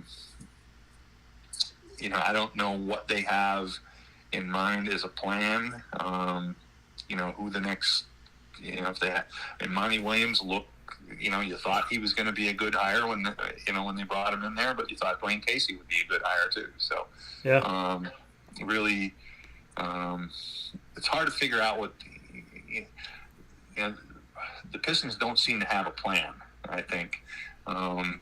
They, like I said, when your response is just, okay, let's fire the head coach and restart, I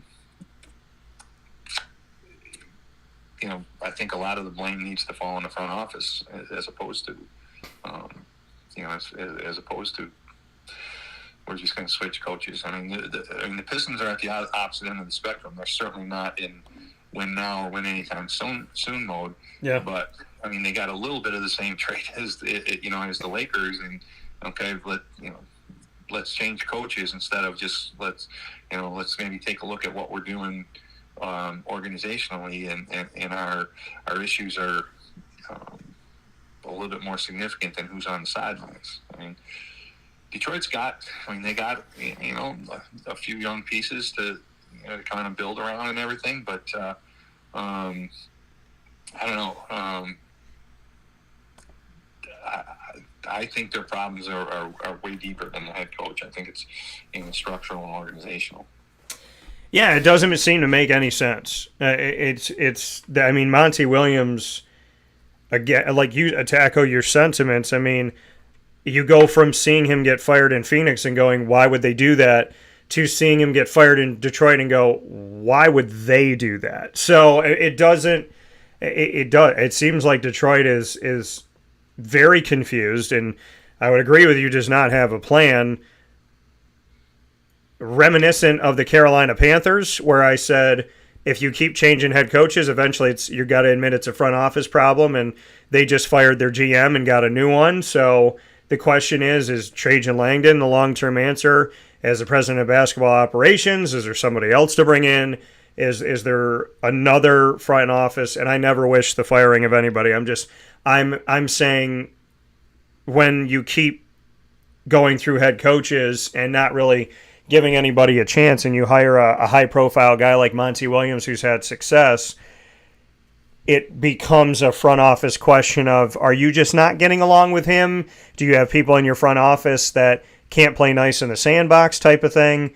So I guess we'll see, but very strange. Speaking of coaching, though, Jeff Van Gundy has agreed to become Ty Lue's lead assistant on the Clippers coaching staff. Van Gundy spent many years here, almost 20 years as a television analyst for ESPN, before accepting a role with the Boston Celtics, president of basketball operations Brad Stevens last summer. So before Brad Stevens came calling and he said yes, we have seen him in television for a very long time after he had spent time 11-plus seasons as a head coach at New York Knicks and the Houston Rockets. Van Gundy has 248 wins, 172 losses, with a 37-32 playoff record that included going to the 1999 NBA Finals with the New York Knicks. His overall record between the two franchises, 430 and 318 overall, with a 44-44 postseason record with the Knicks and the Rockets. The record I read before was with the Knicks, 248 and 172, 37 and 32 playoff record with the Knicks, including the NBA Finals in 1999. He has allegedly been turning down head coaching opportunities in college and in the NBA to remain as an analyst with ESPN, and now he is going to be an assistant coach for the Clippers with Ty Lue. What are your thoughts on the Jeff Van Gundy move? Well, good move for the Clippers, I think. I mean, he's a guy obviously has a lot of credibility, through his history with the league as a coach and as an analyst, and being around the league and everything.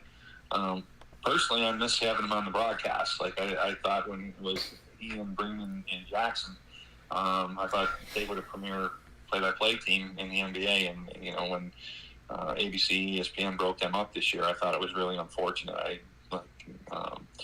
I think Breen with Reddick and Doris Burke, I think the broadcast took a big hit there. So selfishly as a fan, I miss him in that role. But I think for him, he's like going to the Clippers. For them to bring him in, I think. There's like one or two things.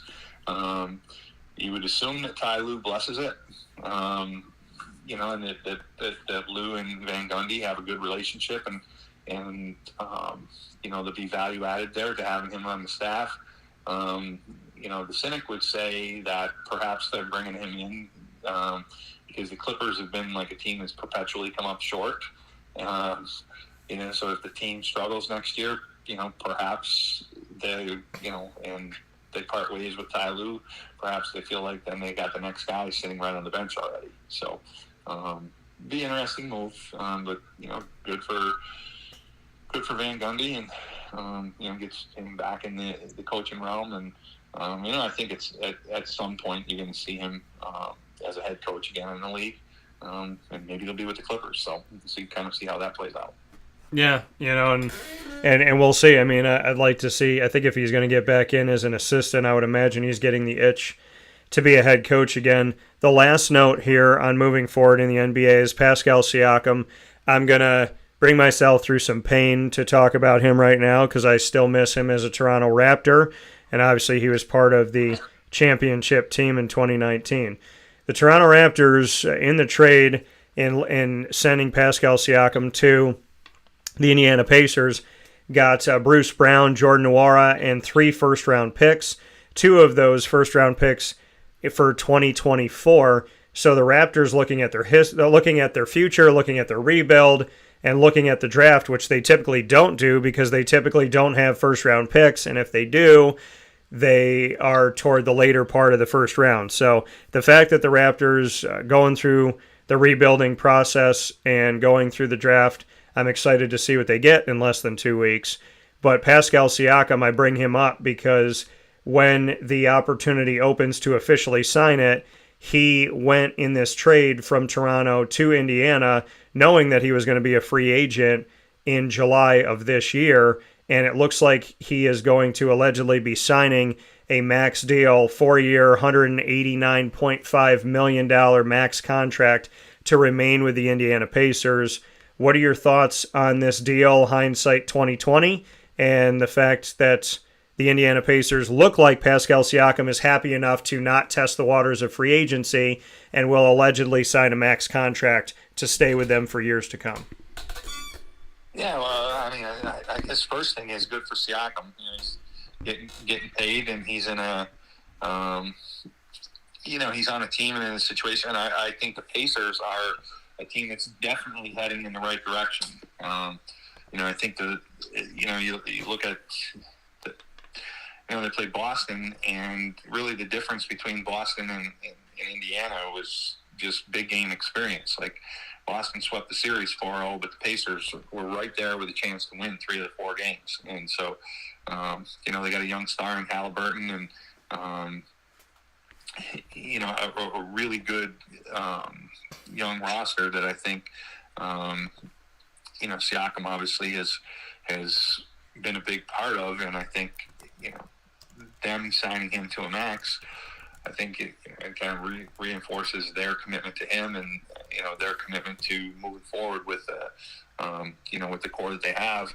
And I think from his perspective, getting paid like that, certainly,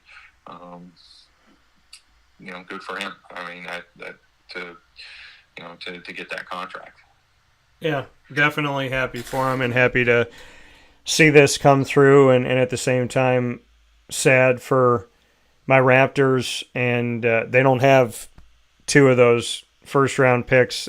San Antonio got 1 from Toronto, 8th overall, and so Toronto will not be drafting in the top 10. They will be drafting at 19th in this year's draft in the first round, and they do not have number 29, which they got in the Indiana trade. So you look back to their deal with San Antonio, and that's going to be the 8th overall, and they also give up 29, which was from the deal with Indiana, so they only get number 19. So the Raptors, in just awesome fashion, continue to give up picks. I wish they would just hold on to some of these picks, especially in the first round. I have never understood their mentality of, let us do everything in our power to trade away all of the picks that we have in the first round from year to year. So hopefully they keep pick 19, or they trade up because they're in rebuild mode, and you can sense my frustration, which is very tangible. With that being said, Dave Pasiak, longtime basketball head coach, as well as analyst. Dave, we spoke about a lot of different things here this morning, and I feel like I could spend another hour on other topics as the wheels continue to turn. So we'll have you on here as we get closer and closer. We'll talk with you about free agency. We'll also get into the draft if you'd like to do that as well, because I feel like what we started today has so many different places we can go to. But congratulations to the Boston Celtics. now the keepers of the most NBA titles ever with 18, passing the Lakers 17, and getting into a lot of different elements of that. Brad Stevens, Joe Mazzulla, as well as Jaylen Brown and Jason Tatum, Al Horford, and then getting into the Monty Williams debacle in Detroit, Jeff Van Gundy returning to the sidelines, J.J. Redick and the talk of the Lakers, as well as Pascal Siakam signing a max deal with Indiana is the anticipation. So a lot of stuff covered in a short amount of time here, Mr. Pasiak, and as always, I appreciate your expertise, and hard to let you go here this morning, as I just feel like we can keep the conversation going. So as always, it's an honor and a privilege, and I appreciate it. Yeah, it was great to talk to you as always, Dan. We'll chat again soon. All right, sounds good, Dave. Have a good day. You too. Take care. Take care. That coming from Dave Pasiak one more time here on Wake Up Call with Dan Tortora, where sports truly meets that thing called life. And yeah, I mean, there's just recapping what we just talked about. I'm like, wow, that's a mouthful to go through all of those Celtics topics into the Lakers, into Monty Williams, into Jeff Van Gundy, into J.J. Redick, and then to finish off with Pascal Siakam and Toronto just loving to trade away draft picks, which really frustrates me. So hopefully they're making good decisions, but you know, I'm gonna be on the positive side because that's where I live. So we'll take a step aside for a final fast break here on Wake Up Call with Dan Tortora. A lot covered here with Dave Pasiak, and I love this conversation. Always love talking with Dave, and yeah, there was a lot. I mean, I think any one of those things we talked about, we could have spent the hour on. So we'll take a step aside for a fast break. We'll come back here in the Heritage Hill Studios to wrap up the show after an awesome conversation with a wonderful person in Mr. Pasiak. Central New Yorkers, you can now enjoy the taste of Heritage Hill award-winning craft beers, seltzers, and a full bar at 3 locations. Spend your weekends at their beautiful location in Pompey with its amazing views, sunsets, family, and pet-friendly facilities, as well as extensive private event areas. Get their taps, tonics, and tastes in their brand new North Syracuse location at Sweetheart Corner in North Syracuse, New York. When flying in and out of Syracuse Hancock International Airport, make sure to visit their Palladino Farms location. At Heritage Hill, they believe in supporting our community and are excited to now meet you where you're at and where you're going with their local farm-raised tastes. Find out more information at heritagehillbrewery.com.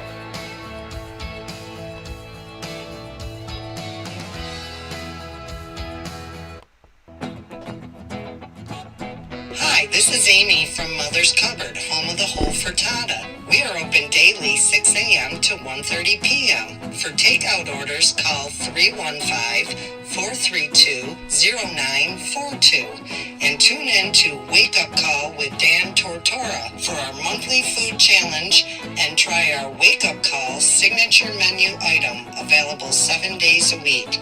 Here at Mother's Cupboard, we are Central New York, and it's our honor to serve you.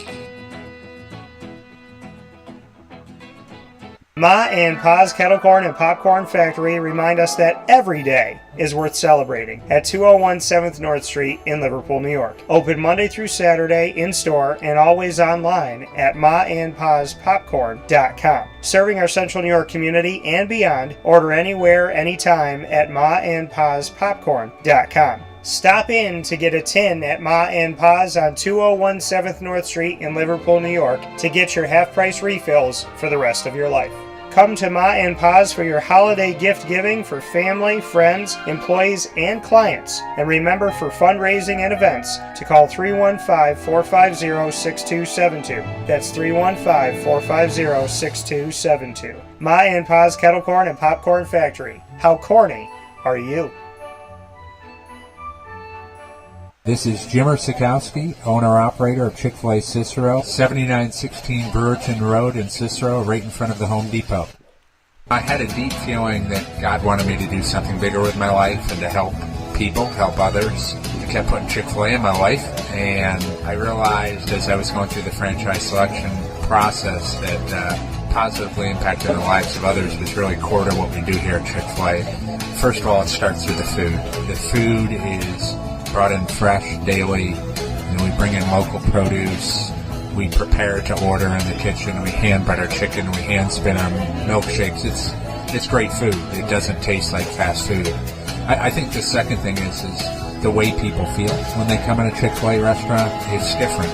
We try to treat people with intentional kindness here, which is very different and deeper than good customer service. And so I think it feels remarkable for most people to come in a Chick-fil-A restaurant. And then lastly, the impact that we try to have in the community is very different. It's a big part of the expectation of every operator of a Chick-fil-A restaurant is that they're actively engaged in their community, they're a leader in the community, and they're making a difference. When they realize that what we're striving to do is to shine a little light in their life, that's a very, very different experience than you will have in any other quick service restaurant. And it's that remarkable experience that I think people will emotionally connect with. Carvel DeWitt, it's what happy tastes like. Do you know why? Because we make ice cream. Creamy, rich, flavorful ice cream. Not yogurt or iced milk like some of our competitors. Ice cream.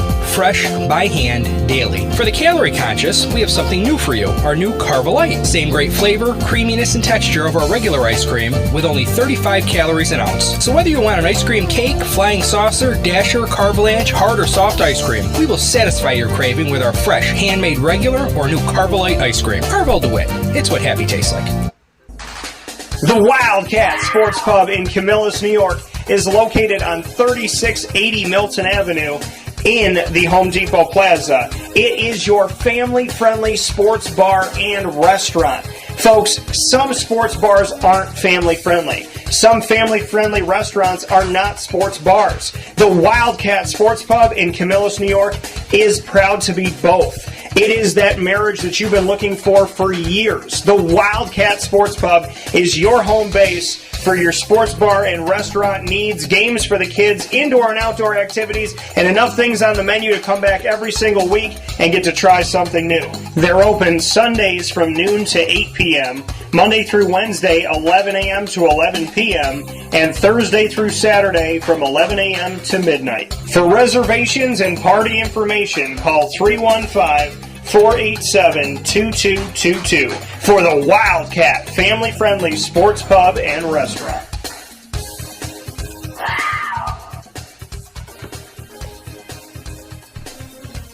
GG Cards and Breaks. Like, comment, subscribe.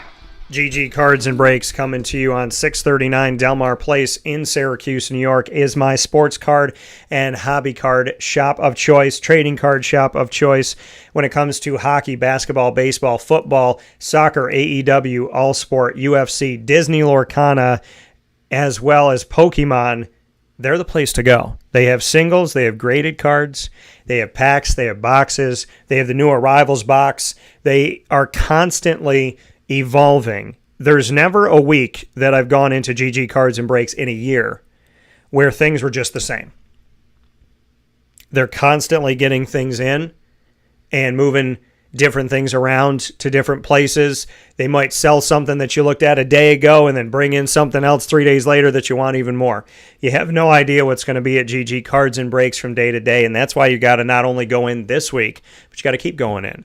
And if you've never collected cards before, I challenge you to go buy a pack or go buy a box because it's fun and it's exciting and it's unique and it's special unto itself. And if you've been a collector for a long time, well, you already know the drill. But GG Cards and Breaks does it differently. They're the only place that I know that has every MLB, NBA, and NFL team right there on their back wall. Every team has their own box.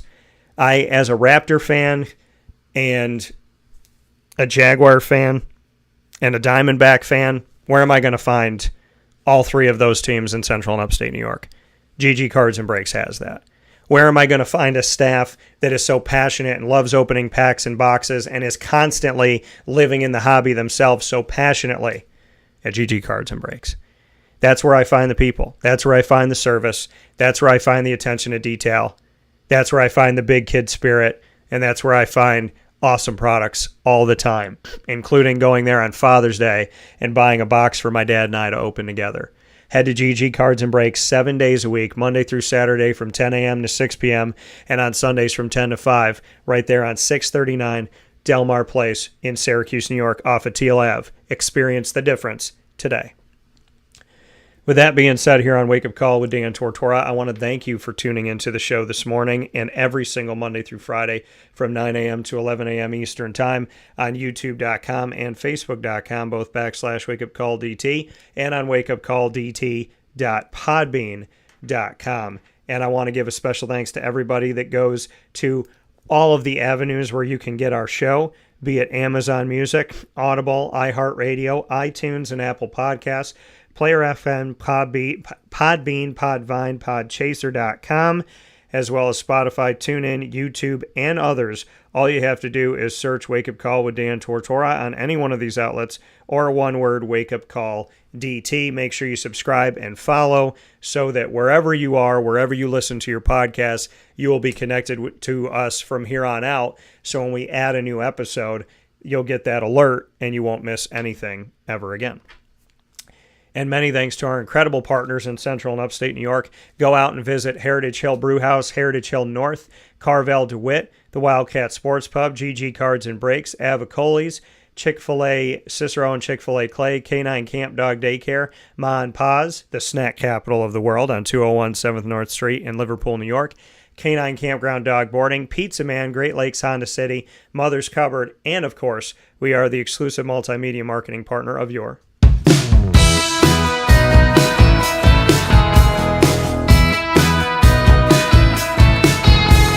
LeMoyne College Dolphins. It is Fins Up every single month on Wake Up Call with Dan Tortora. Find the Dolphins on Wednesdays like today during Dolphin Time at 9 a.m. Eastern Time, and make sure that you connect with the Dolphins by going to youtube.com/wakeupcalldt. Click subscribe, hit the notification bell. The LeMoyne playlist is there with over 130 episodes featuring AD and DT in the Dolphin Dive, student athletes, coaches, administration, future Dolphins, and alumni. You can also find the Dolphins on wakeupcalldt.com's homepage and underneath the exclusive partners tab. For more information, go to LeMoyneDolphins.com, and as always, Fins Up.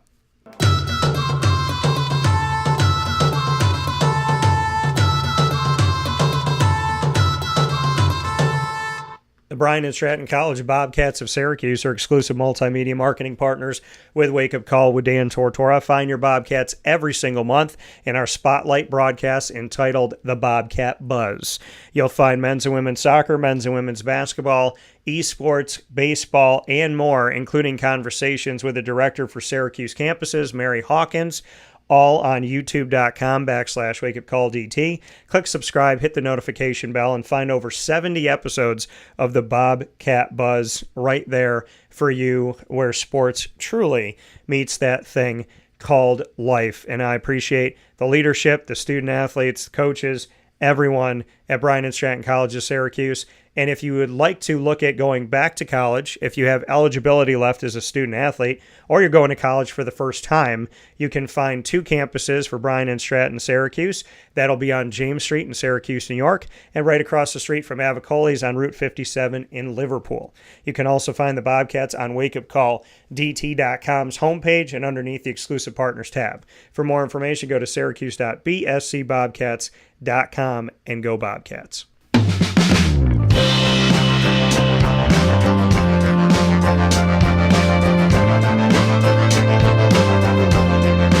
The Binghamton University Bearcats are exclusive multimedia marketing partners with Wake Up Call with Dan Tortora. Find your Bearcats every Tuesday at 10 a.m. Eastern Time during Bearcat Time in our exclusive multimedia marketing partnership, featuring monthly specials entitled Moments with Marshall with Gene Marshall, the athletics director of Binghamton University, and the Bearcat Break Room, featuring student athletes, coaches, and administration, including most recently the president of Binghamton University, Harvey Stanger.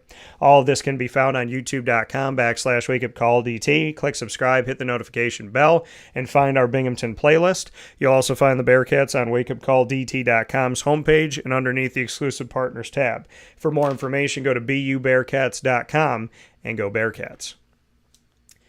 With that being said, here inside of MonPazPopcorn.com's What's Poppin', big time thanks to my trio of guests today, my double dose of the Dolphin Dive, featuring the members of the NEC All-Rookie Team in their first season at LeMoyne, first season in Division I, and first season in the NEC. As LeMoyne makes history, so do Mackenzie Ples, as well as Mike Purvis. Awesome guests on today's show. Thank you so much to Mackenzie and Mike for being a part of it, and know that I am always in your corner. And of course, a guy who doesn't need to know this, but I'll say it again, Dave Pasiak, always in his corner, longtime basketball head coach and analyst, speaking with me on so many topics in the world of the NBA, including celebrating the Boston Celtics. Shout out to my grandfather, my Pop Cavino in heaven, and my G-Mama in heaven. Big time shout out to my Aunt Donna, my little brothers Nico and Miguel, Jerry Hart, as well as Mike Purvis and all those Boston Celtic fans out there. Many congratulations, and God bless to every single one of you. And with that being said, I hope you have a wonderful day. God bless, no stress, do your best. Find us on social media, Facebook at WakeUpCallDT, X at CallDT, Instagram at WakeUpCall_DT, and I hope you all have a beautiful day. Jerry, thank you for the kind words, and thank you for listening, and thank you for watching around the world. Be safe, everybody. Be good to each other. And remember, if you do nothing else, always live by the golden rule. Treat others the way that you would want to be treated. Be positive, be kind, be gracious, have empathy, and practice positivity and goodness. I'll talk with you all. God bless you.